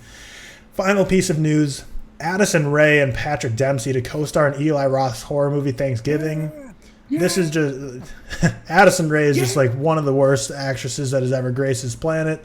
Patrick Dempsey is one of like Patrick Dempsey. If you think like he's not great either, like Grey's Anatomy, whatever. Letterbox and a tweet like, what's the best TikToker in a movie, and it's gonna be Addison Rae versus that Scott Seiss guy from Cocaine Bear. Was that? I feel like there's had to have been another TikToker in a movie before. I'm sure there is. None of them are coming to mind. Yeah, there will. There was that Griffin Johnson was in like a sports movie, because he was always in the Maria Menounos things before the movies. He was getting interviewed. But yeah, Addison Rae, whatever. Like she going from She's All That to an Eli Roth horror movie. I guess good job making that jump. Have you seen any of Eli Roth's films? Have you seen any of the films? I have not. Well, unless I'm forgetting something. He did the Hostel films. George, have you seen the Hostel films? I don't think so, no. Do you know what, right? Because they were produced by Tarantino, or at least the first one or two was. They're very, like, pushing the boundaries in terms of gore and body horror and stuff like that. But actually, I'll say the first one he had a good concept, but it's just shit. And he also did Green Inferno, which is like really pushes the boundaries, cannibalism, gore and stuff like that. He did Knock Knock, which is one of the fucking worst films I've ever seen. Keanu Reeves and Ana de Armas is in it. Yeah, it's awful. Horrendous. People love that movie because they're horny for Ana de Armas, man. I said that was like her worst movie when I did like my favorite actors and actresses worst movie, and people lost it on my that's comment, awful. man. I think that's like it's awful. so. Dude, my highest rated film from him is a 3, and everything else is like a 1. He has done some terrible films, honestly. So, who knows where else can go with that? I don't know. We'll see. Hopefully, I wonder if they're gonna make like Addison Rae like the final boss girl, or if they're gonna make her like the person who gets butchered up. But we'll see. Their best bet for an actress like Addison Rae, if Eli Roth wants to make a good movie, might be to pull a Drew Barrymore and Scream and just like kill her immediately, and people be like, "What? They killed Addison Rae immediately?" Hey, I said this. I gave He's All That a 4 out of 100. 4 of those points are because I said Addison Rae is not as bad as you would think. Tom, can you? You're gonna have to put Soups in that tweet as well. We didn't even... Soups. Yes, nice. Yes, good pull. Yes. Moving on to nerd news, which we also have a decent amount with. So, Ant-Man and the Wasp: Quantumania has the largest drop-off in the second weekend box office of any superhero movie ever. That is an 82% drop from opening Friday to this Friday. Even after a successful opening weekend, which was the biggest success of any Ant-Man film, Quantumania is tracking to not be doing so hot at the box office. Now, this 82% drop, I think is partially because majorly because all the reviews sucked, but also I think it did overperform week 1. So like the fact that it like that also hurts it for underperforming week 2. But do we think this is actually going to change anything going forward with Marvel, or do you think they're going to need like 2 flops in a row in order to like start to change some stuff? Because if you think about it, Black Panther: Wakanda Forever and Thor: Love and Thunder were not great box offices either. Because I know like Black Panther: Wakanda Forever, they said like just barely broke even after their marketing budget, and Thor: Love and Thunder made even less. So like they weren't flops like Ant-Man and the Wasp: Quantumania will be, but I don't know. Do you think this will change anything? I have a take. Ready? I have a take. Drop it to us. I truly think Kevin Feige and Marvel had no intention of releasing a good movie here. I think they sat in a room and said, literally, we just need to introduce Kang. We don't care how we do it. Like, the CGI in like, the backdrops in this movie are horrific. But you look at other movies like Black Panther, Thor: Love and Thunder, Eternals. Like, these are all, like, well-produced movies. Like, they look good at the very least. Even if you don't fuck with the comedy or the scripts, like, they look good at the very least. Ant-Man and the Wasp: Quantumania feels like a movie that Marvel was literally just like, release it. Like, we need a way to introduce Kang. We'll do it here. We don't care if, box office numbers suffer. We don't care about critic scores. People are still going to show up for our movies regardless. Just release this piece of shit. And that's what they did. Sorry, I am entirely focused on getting Soups and at midnight a picture of him. But I disagree with that. Like, I'm certain they didn't want to just like, they weren't like, oh yeah, let's make a bad movie. Who gives a shit? I'm certain they weren't. No. I don't think they said let's make a bad movie. They just said let's quickly make a movie. We don't care how it shows out or how it turns out. It doesn't matter to us. Yeah, maybe. I don't think they did that even, but whatever. I will say, like, this unfortunately is not gonna change anything for Marvel, but it does start to move the needle at least a little bit, and I think Thor: Love and Thunder like also had a big drop. The problem is, again, like we did so you'll see our real fun game later in the week is top 20 or top 50 actually box office of the 2020s, whatever. Every single Marvel movie is in there, and it's always going to be in there. So like at that same point, they're still, making a shit ton of money. And once you put it against their budget, they definitely don't make as much as they used to. I'm sure at some point that will hit stockholders. I think like Disney Plus just had its first like down quarter. It will hit stockholders at some point, and that will actually cause change. I think people kind of overreacted to this, and I replied to it and was like, this isn't going to make the big change, but it will at least start moving the needle. And you know, I'm still on the Marvel train, so whatever. But if you're fully off and you're like, they need to make better movies, this will at least, it doesn't hurt your argument by any means. Yeah, it's either gonna do nothing or it's gonna help a little bit. So it's definitely like not bad news. Like, you know, it's gonna like at least somewhat move the needle. But Seth, do you think it's gonna change anything with Marvel, or do you think they're just gonna keep cranking out movies no matter what? Seth will watch. I think it's. I'll watch. I just don't care. But I don't know, man. I think they'll just keep doing the same thing. I think it's fair to say it's at least making somewhat of a change, considering they're like lowering production on shows and then they're pushing back the Marvels. So like they're obviously doing something. Whether I haven't watched. I don't know the quality of the shows because I've watched. I mean, they're definitely not to par. I think Loki is very good, but I think it's a situation where there's just too many for a lot of people. Like I think especially for the general audience, if they only had Loki, WandaVision, Falcon and the Winter Soldier, and we'll throw in like Miss Marvel. Even if they had all three of those and She-Hulk, I don't think people would be as hard on She-Hulk as they were, because they had What If, Miss Marvel, and what else am I missing? One other, Moon Knight. I really and don't. Hawkeye. Jesus Christ. Yeah, there are. I see what you mean. They release a lot. That's all I'm saying. Like, I think they wouldn't have as hard of a time if they didn't produce as many shows. So I'm interested to see where it goes, because I don't know. I fully expect Loki season 2 to be as good as the first, and again, I'm higher on it than most, but I think even George says it's the best at the very least. And then I expect Secret Invasion to be good because it's got a good cast. It's like Nick Fury coming back. I expect it to be good. So maybe I'm delusional, but I think they've put all their good eggs. I think they've put their good eggs in the right baskets. And then they've like, I didn't think like Echo or maybe what else got moved would be all that great. Ironheart probably not going to be all that great. Yeah, but those two I can still believe in. I'm gonna rip you guys with the Puss in Boots reference real quick. The scene where this is worse than Soul. No, the scene where Perito is like, "Home is where my friends are," and then Kitty looks at him and goes, "Are you deranged?" This is how I feel like Seth is looking at camera. Probably, man. I'm just saying, like they're clearly making some sort of a change. Is it as much as most people want? Probably not. If they're doing less content, it's a change. Yeah, they're in the step in the right direction, because they're doing less content, which is good. I really am interested what the PR decision was to like release this news that they were like, by the way, shortcuts were taken on the video effects of Ant-Man and the Wasp: Quantumania because we dedicated it all to Black Panther: Wakanda Forever. What, Cam? I gotta guess. I didn't read the article, so I'm an idiot. Who knows? But I gotta guess this was not their PR. This was a disgruntled employee's PR. Yeah, I mean, to be fair, I can't really think of much in Wakanda Forever that I was like, the CGI sucks. So I wish I could have been like, yeah, no, I think it looked good. Yeah, no, like, but the suits were not great.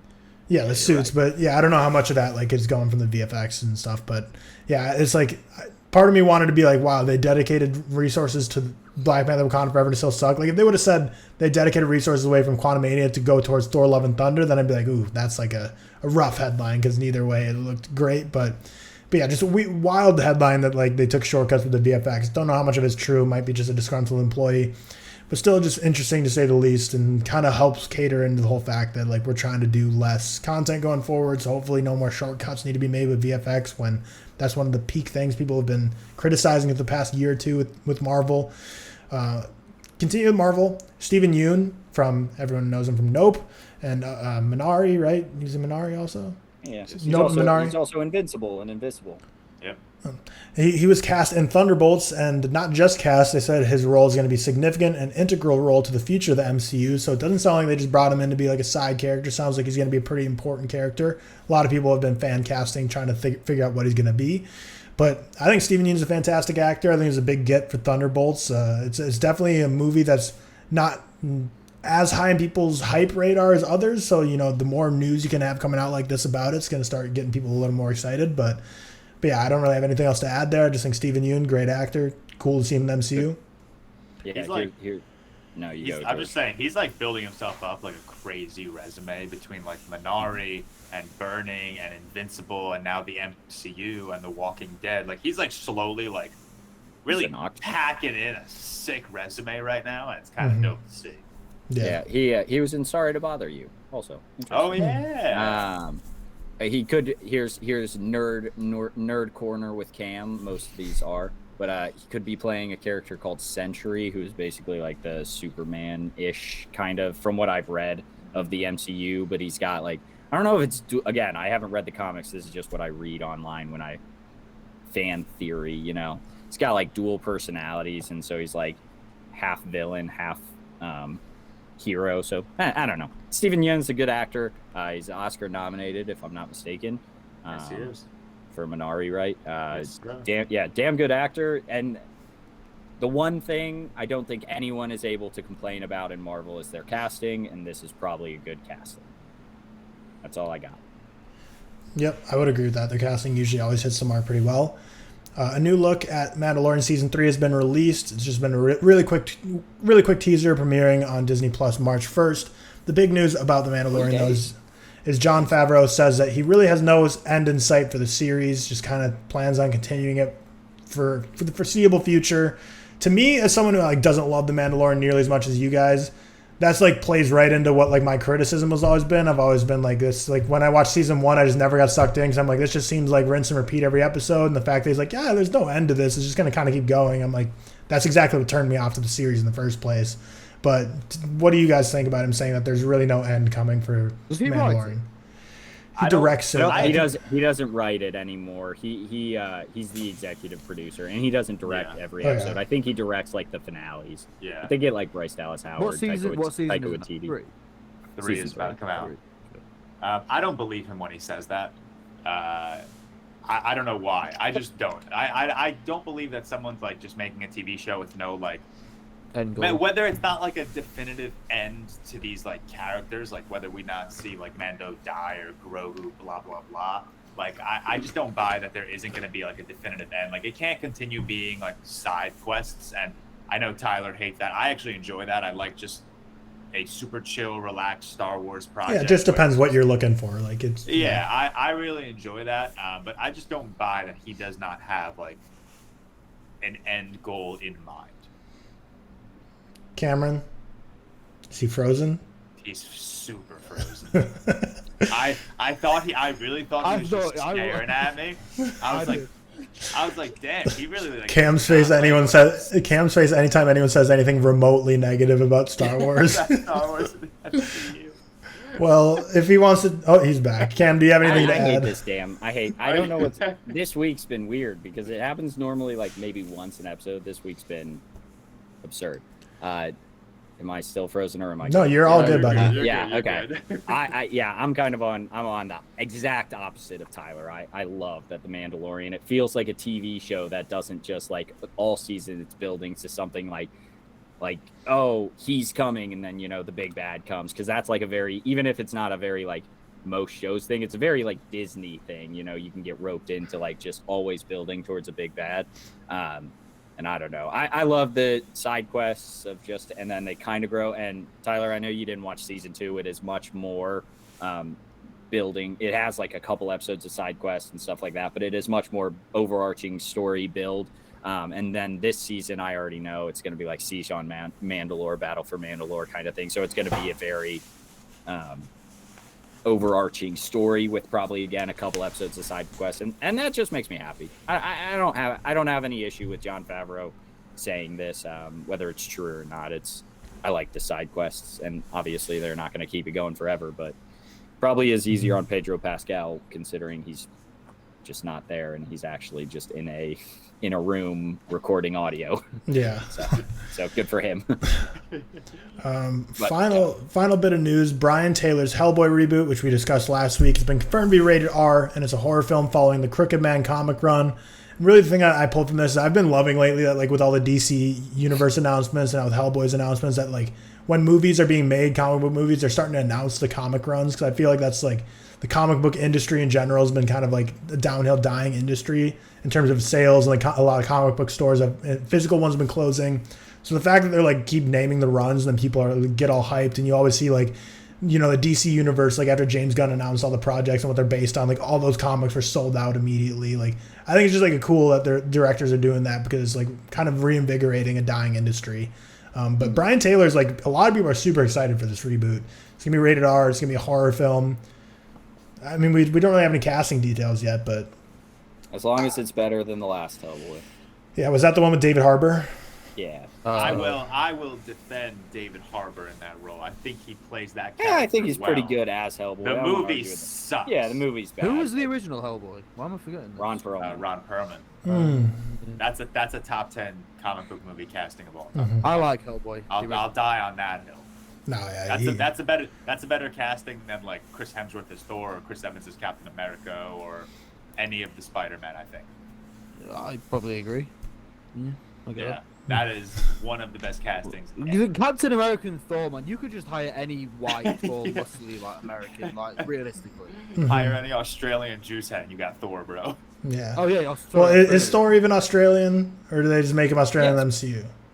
No, Chris Hemsworth Australian. No, Yeah, I'm Chris talking about Thor, the Greek mythology of Oh. Thor. I don't think Was he Australian in the MCU? I thought he was American in the This is MCU. a No, weird. Well, not American. He's He's Asgardian. Asgardian. Obviously. All I'm gonna Sorry, say is yeah. just get any white, muscly actor, and you've got Yeah. him. There you go. Alright. That's it. I think Yeah. that's a horrid take, but I don't care to. I know you. Yeah, but you're Cam. That's You think fine. anything No, against you were the gonna say MCU Dick is think Rider. anything horrid. against- Say it, bitch.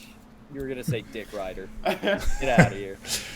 All right. Well, that does it for news and nerd news. Now let's hop into what we've been watching this week. So for me, pretty quick to go through just because I watch all 6 Rocky movies, very up and down roller coasters. So that obviously took up a lot of my time. Watched Close, which is nominated for Best Foreign Film at the Oscars. Absolutely loved it. It's a type of movie that's right up my alley, so I knew I was going to love it going into it, but I gave it a 4.5 out of 5. Last night, I just started rewatching all the Black Mirrors because I haven't logged any of them. So like I've seen all the episodes like I twice, think I'd 3 like times. that. I've watched They one are episode. so good. Yeah. Like at Would I its like that? best, Is it like- I shit you not, and I will die on this hill. At its best, Black Mirror episodes are some of the best episodes of television ever. USS Calendar, Easily. Be Right Back, White San Christmas. Junipero, one of the best romances of all time. Yeah, the entire history of you. These like are all timers. I argue Be Right Back is our top 5 episode of television ever. Yep. I watched it just last night. Gave it a 5 star. Which one? Be Right Back. Just gave it a 5 It's star last night. so. Oh, it's your boy from About Yeah, Time. Donald Yeah. Gleason and Donald Haley Gleason. Atwell, Oh. Captain or what is she in the MCU? The Captain Britain or whatever. She's just Peggy Carter. But Peggy yeah, Carter, whatever. Captain Britain. Yeah. I've only ever seen the pig episode, with the Prime Minister. the That's only national episode- anthem. Yeah, Yeah. that's the only episode I've seen. Not Wait, my which- favorite episode, but I will say I think that's the best or most effective pilot episode of a TV show there ever has been in history. When That you're was introducing a new concept of Bro, making a that was the dystopian, weird oldest show, way. The such a smart oldest move. way. Introduce the show. Oh Yeah. my God! They decided their first ever episode is gonna make the prime minister of the UK fuck a pig on TV, and they were like, "Yeah, let's release that as number 1," and it works. It works. Mhm. It Yeah, that is was funny. So good. Yeah. So that's what I've been really watching. I'm going to keep cranking through those. I started Indiana Jones, Raiders of the Lost Ark last night. Got really tired and just turned it off halfway through. But it's not like this is like a first watch for me or anything. This is not like a grievous sin. And then I saw Titanic in theaters, which y'all can hate on, but fantastic movie. No one's hating on Titanic. No, it's a good movie. Well, I'm hating on top 3 movie going experience of all time. How can you hate on that? That's a not boomer something take. you could I That's mean- a boomer take. No, like it's way more embarrassing to like comic book movies in That's theaters. just enjoying a film. That's fine, but that's boomer. Yeah, my Hey, theater's I'm not absolutely hating on you, packed. I'm just saying that's a boomer take.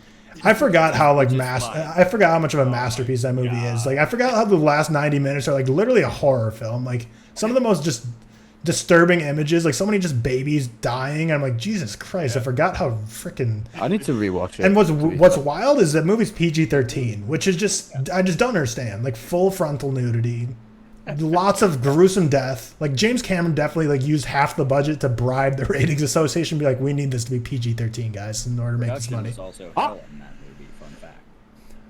Well, the Yeah, behind the scenes are like, crazy, but it Just a fun won fact. Yeah. 11 Oscars, which is crazy. Yeah. Which I it was think I crazy. might like that more than Aliens, you know. Stop it. It's my You have it it's at my a number 4 out one, of James 5, Cameron. Seth. Yeah, I know, but I'm just thinking about it now. I think I'm moving Aliens down to a 4. God, you're Stop crazy. it. You're psycho. I'm gonna Uh, rewatch crap. both of them this You week. two are I like psycho, man. Oh my god, what's the next movie coming out? Cocaine Seth and Tyler's trash takes of aliens? both. That was so bad that it was good. Yeah, it's deserved. But no, like it was awesome to see in theaters. Definitely a good I mean, experience. I'm glad you enjoy it. I was surprised. So like Kate Winslet was nominated for an Oscar for that, but Leo wasn't. And I was like, oh, it's probably just because like Kate Winslet was older, Leo's younger, but Leo's older than her in the movie, or older than her in real life. She was 21 when she was nominated for that Oscar, which just blew my mind. Because I was like, Leo like looks she looks like freaking 30 in that movie, and Leo looks like He was, like, 16. 12. But she's 21 and he's 22. Leo has aged quite poorly, if I must say. People are always on Twitter about that. It's If he lost a bit of Yeah. weight, I think he'd still be a very handsome fella. He Yeah. still is a very handsome I fella. don't think he's but, bad looking. No, Better no, but- looking than your average Joe. Yeah, no doubt.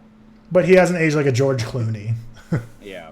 Paul Rudd. Cam, you Yeah. mentioned you watched a Keira Knightley movie this week.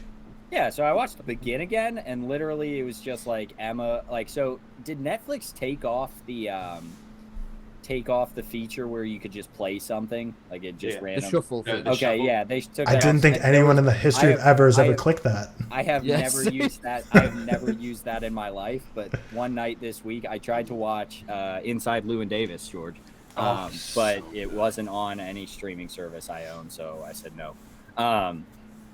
And so I just let Emma literally. So I was gonna go to Netflix and press play something, but I just let Emma just randomly like click around. Like she picked Begin That's again. dangerous business on Netflix. Yeah, I mean maybe, but she clicked Begin again, and it's Mark Ruffalo, who I know you guys don't like. Which No, again, I like him. yeah, I it's a like wacko take, but that's fine. And Keira Knightley, and it's a delightful movie. It's nothing Wow. special. It's got Oh, good good cast. music. It's a It's romance. got good, yeah, and it's also like cameo central because Also, James Corden. yeah, though. it's it's like it's kind of like rom-com vibes, but it's not like a romance movie. It's like Gotcha. a heartfelt I haven't com. seen it. We'll give it a heart com. Okay. But it's like cameo central because so Adam Levine's in it, CeeLo Green, What the heck? and each time, like I had no idea what this movie really was, to be honest. So every time a new person came on, I was like, whoa, what's going on here? And then James Corden's in it for some reason. Haley Steinfeld's the daughter. I was like, whoa, it's just a randomly good cast. I mean, not good because James Corden. Just like a randomly famous cast. Yeah. Famous cast. That's exactly the word. I don't even know. I told you guys I stopped Fast 5 pretty early on. Didn't watch that. Stopped Creed like halfway through. I'll finish that tonight. Bro, you are the worst. Those two were piss off. I told you this off. I told you this know. off video yesterday, and we I didn't know. have this kind of reaction. You're for the clicks right now. You're for the damn clicks, George Carmi. All right. Oh my Moving god. on. I You watched are Paths of- absurd. Yeah, I watched Paths of Glory, Seth. It's a good movie. It's very. I very can't good believe you movie. got that 94. I dropped it to Hey. a 91. Wow, you were Sorry. one away from a 5. No, I Yeah, dropped do you it. remember when I he dropped made it that to a. I point, dropped it George? to a 91. I told you to give it some leeway, and then you guys said fuck you, Cam. I hate you, and I hate your ideas. So that hurt me. So I Did you enjoy it? Did you enjoy it though? Yeah, I liked it a lot. I dropped it to a 91. There was so this. Yeah, but I just saw the text you sent us of that Batman That's meme. so That's what funny. I was laughing. You didn't see me laughing That at is earlier. so funny. When That's you were such a talking about funny outer meme. banks, I was just trying not to laugh. At that. Oh my god, that meme is making me crack up right Yeah. now. I've been trying to reach you. You're a part of this too. Paths of Glory was really, really great, or really, really good, I guess, if we're not getting into the great territory. It had one scene. I don't want to spoil it. One scene where something happens, and I feel like there's no emotion between the two characters that are arguing, and this feels like a scene that should have had a ton of emotion. And then also, I am going to spoil this part because it's really nothing useful. They're like a scene where it's obviously a war movie. This war platoon or whatever they are, rank or whatever. They're all at like a club with a dancing girl, and there's a whistle every 1 second, and it's, I swear to God, it's the same whistle, because they're like hooting and hollering, but there's this whistle that keeps happening, and I was losing it, man. And I think this, and maybe it's a petty thing to get mad about, but I'm gonna claim it's the sound editing, and I think it stinks in this scene, and it's so invigoratingly upsetting to me, because it just keeps happening, and it ticks, and it hits, and it hits, and it just, oh my God. How are you not turning this into an Interstellar joke? I was waiting the whole time for him to turn this into an Interstellar joke. Exactly where I thought this was going. I didn't. I the whole time I was like, is he telling the truth, or is this about to be another? I thought this was going straight to Interstellar. That really pissed me off. But that's a good way to handle it, though, because that's your running joke, Cam. So you got to throw in some hezzy haze, some little fake outs like that. If you haven't been watching our throwback reviews, you should, because I get some good Interstellar jokes in there every once in a while. But yeah, those are I really haven't watched a ton this week. Cocaine Bear, obviously, and Jojo Rabbit for this spot. Yeah. So yeah, All I'm right. at 51 movies now, so I just clipped 50. What on the year? Yeah. Yeah, nice. Seth, how about you? Yeah, I watched a few things this week. I watched a few Bergmans as usual. I watched Tyler, you've seen Worst Person in the World, yeah? You have. Yeah. You rewatched it? So I watched it. No, I watched. So there's a trilogy of that. It's not a thematic trilogy, but it's called the Oslo trilogy, and it's the same director, and it's just three of his films filmed at Oslo about people, basically. Okay. I watched Oslo. I need to watch those. August 31st. It's called about a recovering drug addict. It's got the main guy from Worst Person in the World who plays the main character. He was great. I watched This Is England, as I said. I watched Sunset Boulevard, which I'm embarrassed to have not seen before. That was amazing. And then I also watched Jojo Rabbit for the Patreon review, which we'll go over. And I also watched a Hitchcock 39 Steps, which was fine. That's pretty much it. Seth, you said like the Worst Person in the World trilogy, like the one you watch had the main guy from Worst Person in the World. Is he just a totally different character, or is he the same like guy in that? No, it's not connected. It's like the Cornetto trilogy. It's like the Cornetto trilogy. Okay, it's just like they're not connected, but it's like 3 movies from Edgar Wright, and they all have similar cast, same whatever location. the fuck his name Yeah, is. gotcha. Okay, George, what did you watch this week? You'd like it. I'm sure I would. I really like the Worst Person in the World. I think it was better. Than Worst Okay. Person in the World for me. Okay. Yeah. Tyler, I'm laughing at your response to my tweet. That was a funny tweet. That's funny. I watched Puss in Boots twice this week, which makes it 4 times. Bro, total how in have the you month not of given February. that a 5 yet? That's what I'm saying. It has to be a 5-star. You're kidding if yourself. I'm watching a film that much, it has to be a 5. I know. Give me one more watch and maybe. I finally watched White Noise, which I really enjoyed. I haven't seen that. I'm like surprised at like the very low 3.0 average Letterboxd rating it has. I thought it was super cool. I think it kind of like goes off the rails in the third act. But the first 2 acts, when it was like super chaotic, fast-paced dialogue and just like this end of the world feel to it, I really enjoyed. I was locked in. I watched Rush Hour, which I watch like once every couple of months because it's really fucking funny. The first one. Yeah, the first one. Yeah. Seth, I watched the 400 Belows. You know this. I liked it. Yeah. I'm sorry, and I'm sure you were expecting a 4.5 or a 5 out of 5. I went 4 out of 5. I was expecting like a 4, maybe 4.5. I thought it was good. I really did think it was great. It was like a super like. It was really tender. It was really kind of like scary, honestly. Like this kid is like really struggling with adolescence, and it's kind of just like frightening to watch. And then I obviously told you about the ending and what I expected to happen, and I'm really happy that did not happen, because that was, I shit you not, that would have been wild. Yeah, I thought it was gonna be. Did you ever watch Saint Maud, that A24 film? Yeah, I know at the end of it, she like burns herself alive. Well, it's like the after sun scene, isn't it, where he's walking up, what it's meant to signify. Yeah, literally. That's what okay, I'm fucked. And then I watched Shaolin Soccer, which is a movie I watched a long time. Oh my. Yeah, I watched that such a long time ago with my dad, and I like, for the life of me, I just couldn't remember the name while I was like trying to think of it.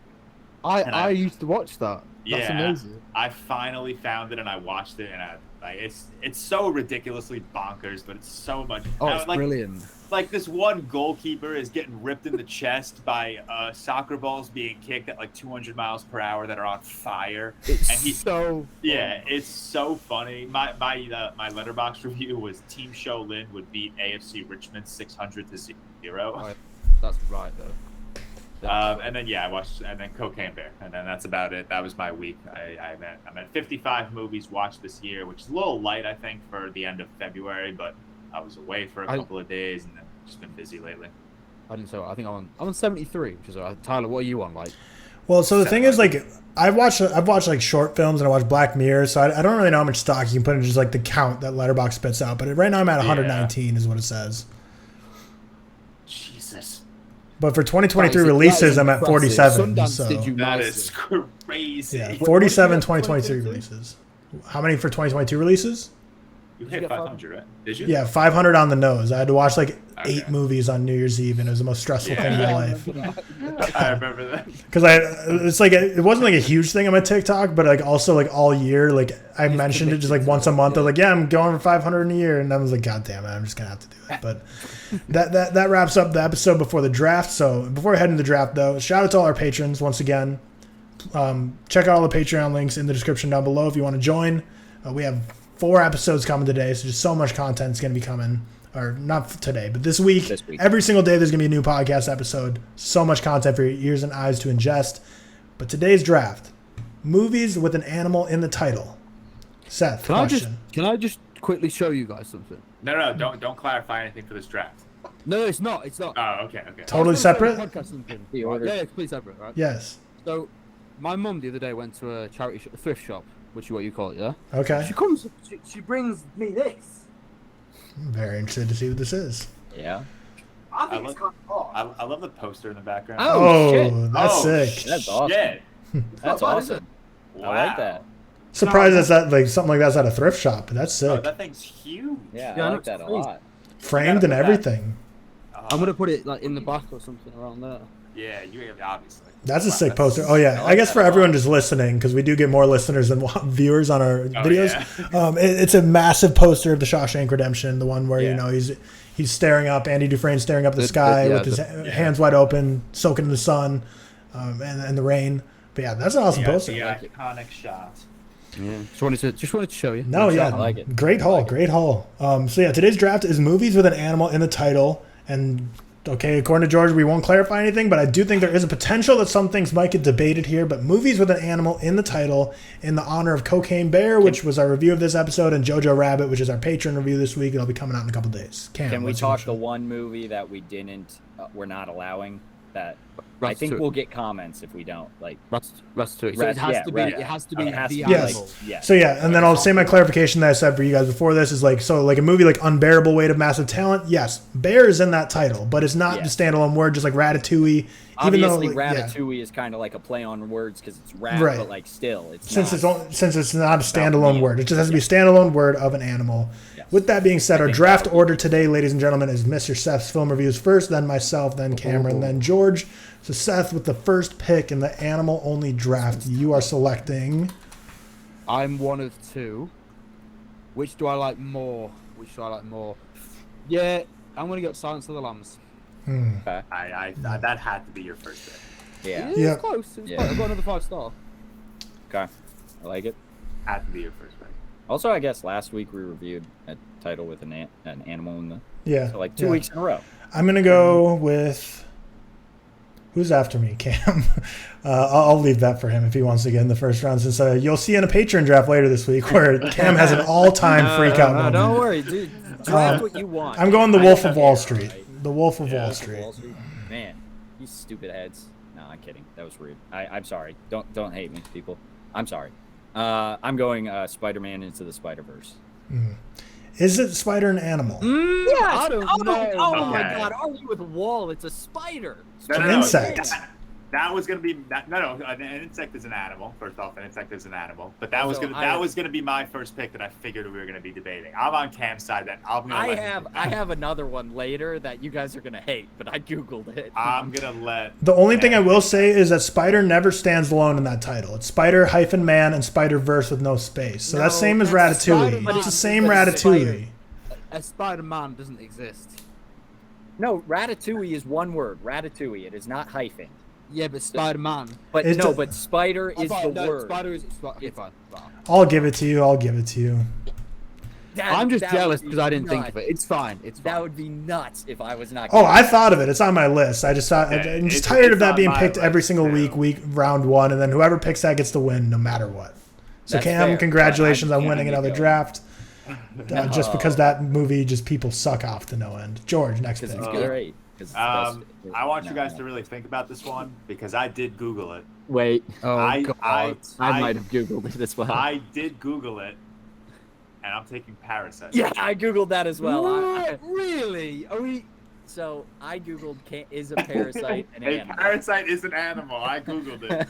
I think it's a definite. I think it's like a word you can use to describe an animal. It's not an animal. I don't know. I'm looking right here. Parasites can neutral be here. protists, bacteria, viruses, fungi, plants, or animals. I'm neutral I here, do- so bro, I'm neutral here. Someone make a Sorry. decision. Tyler, you are. Hey, Tyler, it's your draft. You make the decision. It's an organism. It's an animal. It's not an animal. It's an organism. All I'm saying is it's an animal. I'm fine with letting it slide, but I think people are going to be like very confused when I see a graphic being parasite. I don't know. Parasite. Isn't that an organism? Yeah. Well, I'll allow it. I'll allow it. Get your animal IQ up. Oh, here we go. Twitter. Next pick for George. I can't believe I got away with that. I googled it too, man, before because I was like, parasite. That's an animal. And then it's like, wait. We're gonna get rinsed for that. Well, you I know, like that. I don't know. Since we're like allowing Spider-Man, like I know what I want my Oh. second pick. I'm not gonna do it since I already took. Hey, Parasite. I'll if we want, I'll go back on. No, Spider-Man if he no, goes no, back no, on no. This is Parasite. gonna be Okay. chaos. Yeah, this is getting. Yeah, this is. This is my. I mean, but like an might Iron be my Man. favorite is not- Mine draft. actually have like animals, not like organisms and shit. All right. I think for my second pick, I'm gonna take One Flew Over the Cuckoo's Nest. Good Okay, pick. that's a good good pick. Wow, I did not Alright. have. Oh man, that's in my top 5. I'm taking it. I have to. I let it slide too far Yeah. last time. It's The Lion King, right? I was gonna take it, but I really I didn't know. want to fuck No, you. I wouldn't be as mad if I was only mad because I let it go to the 25th pick and fucking Tyler took it on the. Well, I guess that's probably not out before this, so cut that. But Tyler, Definitely, absolutely Still mad. not cutting that. yeah, that's fine. You go after. All right. Yeah, I'm next. I'm gonna go with my favorite Tarantino, Reservoir Dogs. Yeah. How did I And, not have that, bro? I I think missed it's- so many here. Oh yeah, it's easy. I'll go with Black Swan. Black Swan. Good. Oh, I forgot Good that pick. one. Wow. Good pick, How good did pick. I not have that? Good You pick. get another one, Seth. I don't know if any of you guys have seen this. It's my favorite David Lynch. I have it 5 out of 5, and that's The Elephant Man. I'm gonna go with that. Very, very highly rated film that I have not seen. That was on my sheet all the way to the bottom because I knew you were gonna take that. Yeah. Now it's back to me.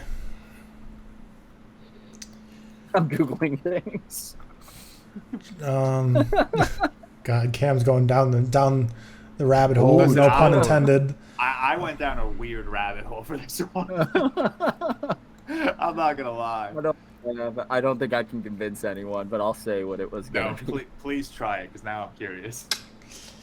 And I think I know what you're talking about because I might have it on my list. Oh, for God's sake. Say it. So can we not do the Batman then? Because that's Well, like so the Batman doesn't have a hyphen. Yeah, That's there's what I no was- hyphen. Yeah. There's no hyphen. Yeah, in when the I was Batman. going with. There's No. no hyphen in the Batman. That's what I was playing on.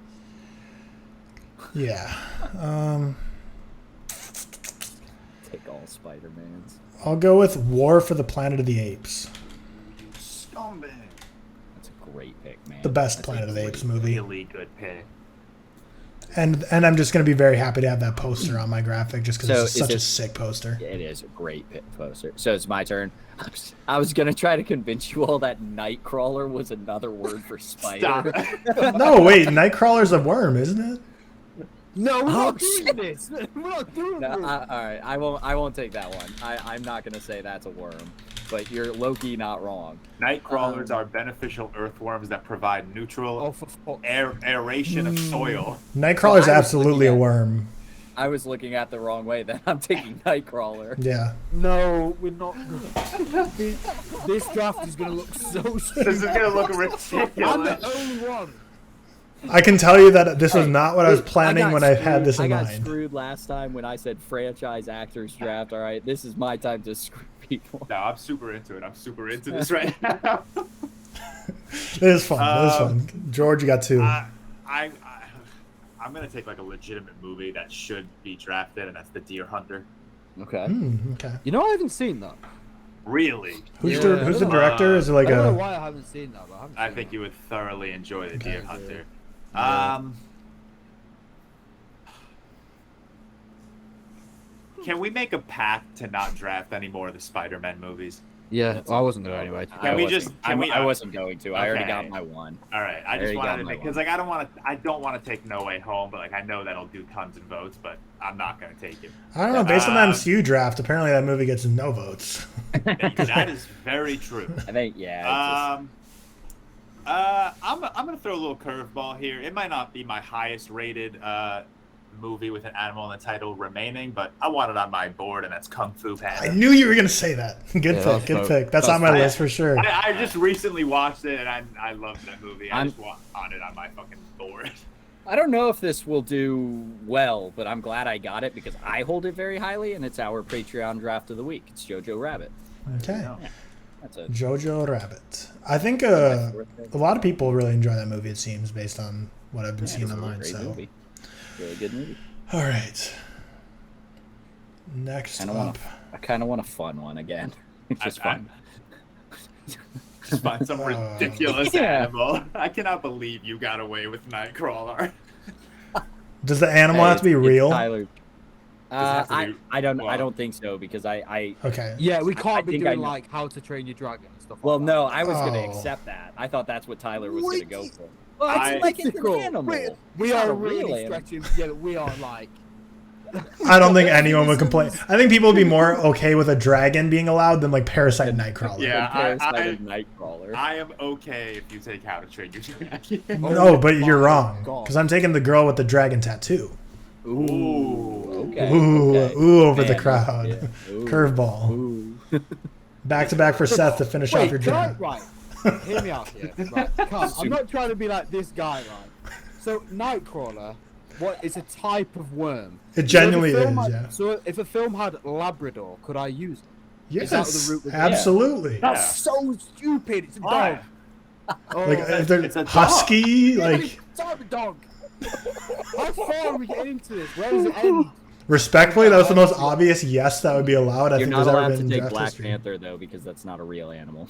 Whoa. No, what? You're absolutely It's not a not. real animal. Yeah, Black but Panthers a are not. panther. What does a panther Oh, is? panther is. Okay, Freaking that's doof. fine. That's fair. Panther is. I've You always been doof. like I've always been so thrown that a black panther's not a real animal. Like that A throws panther me is every time. just- That's Yes, what a throws panther. you. Yeah. This is Alright. our stupidest. Seth, what are you, this is the best draft ever. Seth, what are I'm you- gonna choose actual animals for mine. that's- I have one that you're gonna. Hey, be hey, mad hey! at. I've chosen actual animals. You know, I just Parasite. You chose an organism. I'll go with. Oh, actually, yeah. I'll go. George, I think you rate this highly. I'll go with Dog Day Afternoon. I do. And I was on my list. I'm also gonna go with Fantastic Mr. Fox. Oh, you. I was thinking that would Oh. get back. Wow, I missed I that think it's one. great. I got 4.5. I love that film. It's great. Fuck you, man. That was my next pick. Man, there's two I want to debate between. Even though one is like kind of sucks. This one's not going to be drafted in this draft, but it's a great movie. I just think it's not going to be in people's minds. But I'm going to go with the movie that ripped off Avatar, Dances with Wolves. I think you mean the other way around, my friend. No, Said what he said. who's up? Cam, your last pick of Cam. the draft. Oh, is it me already? Yeah. I'm gonna go. Here we go. What are you googling, bro? I'm going Marley and Me. It's the name of No. the dog. It's Marley. Come No, on. no. I'm kidding. No, I'm kidding. I'm no. kidding. I'm kidding. I'm not doing that. I'd rather you take Hachi, a dog's tail. Well, that has Oh, you dog could in take it. that. I know. That's what I'm Yeah. saying. I'm really trying to find. Snow Dogs. I kind of want you to have Marley and me. On our draft, it looking funny. It's like, This is a classic. Like we'll get comments on the video because people are so mad. Oh man. All right. No. Fuck it. I'm snubbing one movie, which I probably shouldn't. But I think this will get votes, or it won't be allowed. I'm gonna take Puss in Boots: The Last Wish. It's a pussycat. No. No. Fine. All right. Fine. Animals in the title. Not even respectfully. That's a straight up no. I'm taking Black Panther then. Okay. Oh. Sorry. Oh, George, the final pick of the draft. This is the funniest draft. Please just give it an animal, please. I know. So I'm looking at my list right now, and I have 13 movies left. Mm-hmm. I'm going to take my lowest rated of those 13, just because I think this draft is all over the place so much that I don't think this pick is going to matter. I'm going to take The Human Centipede. What a bad pick, man. That's hilarious. But low-key, though, George is onto something. I don't think anyone looks past like rounds 1 through 3 before they make their vote decision. No, my thought process is, what other draft will I have the opportunity to draft The Human Centipede? Let's run through them. Am I the only one that hasn't written down? Yeah. You're always the guy. Seth, sorry, it's okay. Seth at the first pick, with the most logical draft, took The Silence of the Lambs, Black Swan, The Elephant Man, Dog Day Afternoon, and Fantastic Mr. Fox. I wrote God Damn. Weird. Tyler with the second pick took The Wolf of Wall Street, Reservoir Dogs, War for the Planet of the Apes. Really like that pick. The Girl with the Dragon Tattoo, and Dances with Wolves. Cam took Into the Spider-Verse. Spider-Man. All right, come on. Spider-Man. That's Into the Spider-Verse. The Lion King. Nightcrawler. Jojo Rabbit, and Black Panther.